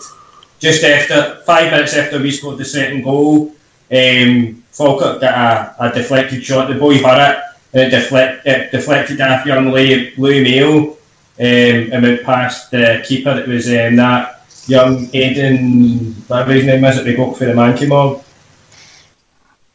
That's a good Aidan Wilson? No, Aidan Wilson, no. The goalkeeper. McAdam, is it? Aidan McAdam, that's it. Well done, Travel. Say your good nights. I've got a lot of setting up today. Well, it's good night from me. It's good night from him. No, we'll stay on for a while. We might as well turn into a party, stay on, do the show. After match show, the whole Booner Travel. What's the Ox going? You'll be very popular if you do that, pal. Believe me, very popular. That announcement you just read for Twitter there, Ibrox, is that official or is it just... No, it's just obviously the same as Oxford, but it's not official challenge, yeah. Okay, alright. Obviously a good friend of Oxy's. I get mine for Twitter. You know on that, Ibrox? I would call it a twat, but no. If that rumour turns out to be true, that is a good deal. You know, I'm quite happy with that if that's the case. Just a rumour. How much did we pay for him, guys? 1.4, I think, wasn't it? 1.4. 1.4. Alright. Well, that's alright. We can live with that one.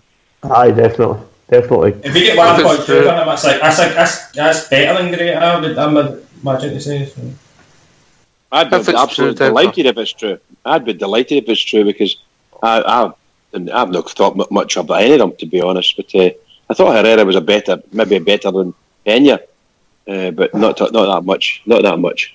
Well, he's not a big earner. So. I think they were pretty much the same, Bridge, you know. Yeah, no much difference. There wasn't that great a difference between the two. Now, I know Pena showed wee flashes here and there, you know, and I had a wee bit more hope for Herrera, but it never seemed to materialise for me, you know, so... Aye, well, if we can get... I hope it's true. We deserve anyway, lads, I'm going to ask you. I've had a message. I have to ask you for shout-outs because Fox is wanting to catch a Brazilian before the game. So, Rudy Baird, give us a shout-out. A wee shout-out to Mr. Bridge, man. I hope you've had a great birthday, Bridge. You know, as I said earlier on there, many happy returns. Wee shout-out to the team tonight. Gives a wee bit of a performance. Don't embarrass us. Just, you know, good performance. Be nice. Acquit yourself well in the game and I'll be happy with that. You're Denver Bear. Aye, just thank you guys. Call yourself a supporter. I know, part-timer, just not even travel that small 2,000 miles for a home game. Unbelievable, man. Just a shout out to you guys and all the Bears that'll be there. I wish I was there, but it's not to be. But you know, the fact I can get to take my boy to his first game at Ibrox, that means more to me than going to Florida. So, and all the best to Rangers, and all the best to Bridgeman and young Ibrox. Hope we get a result for the pair of you. Yeah. Ibrox loyal. Just another great show, lads. Big shout out to Mr. Murty and the squad. He's a wee lift tonight. We've not seen you playing in a while.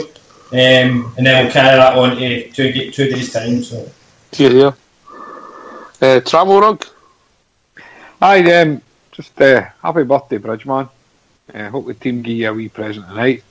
Good luck to the boys. No injuries, please. Just go out there, enjoy your game. And for all the Mankeys that are listening, I'm sure you'll enjoy your game tonight. I'm sure you'll all be sitting there trying to find a stream somewhere. And my shout out, Travel Rugs, to my online estate agents. I didn't realise you could sell a house so quick.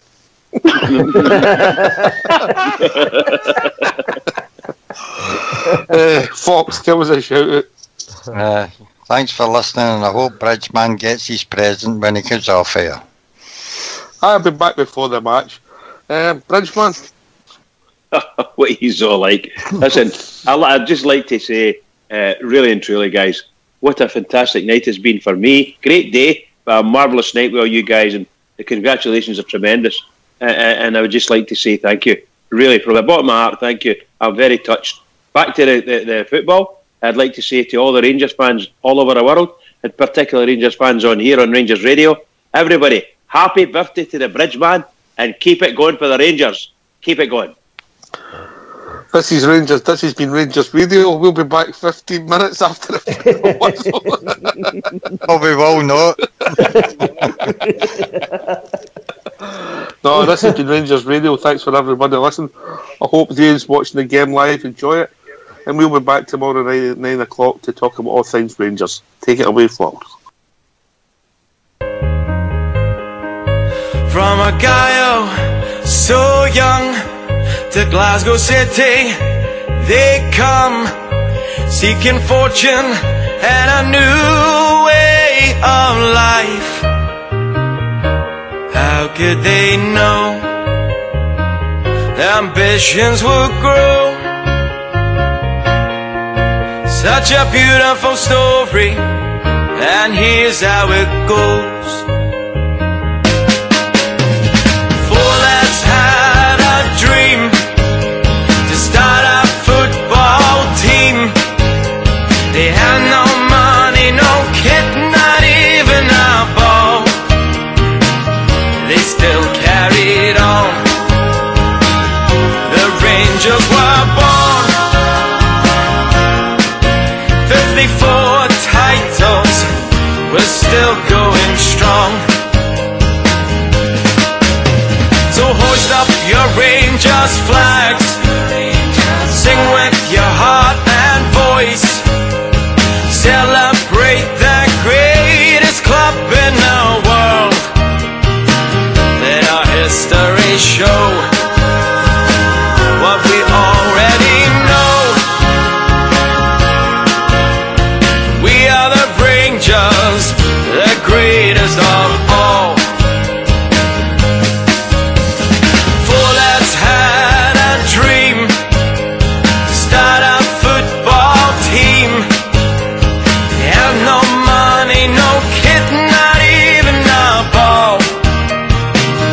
They still carried on. Still carried on. The Rangers were born. 54 titles, we're still going strong.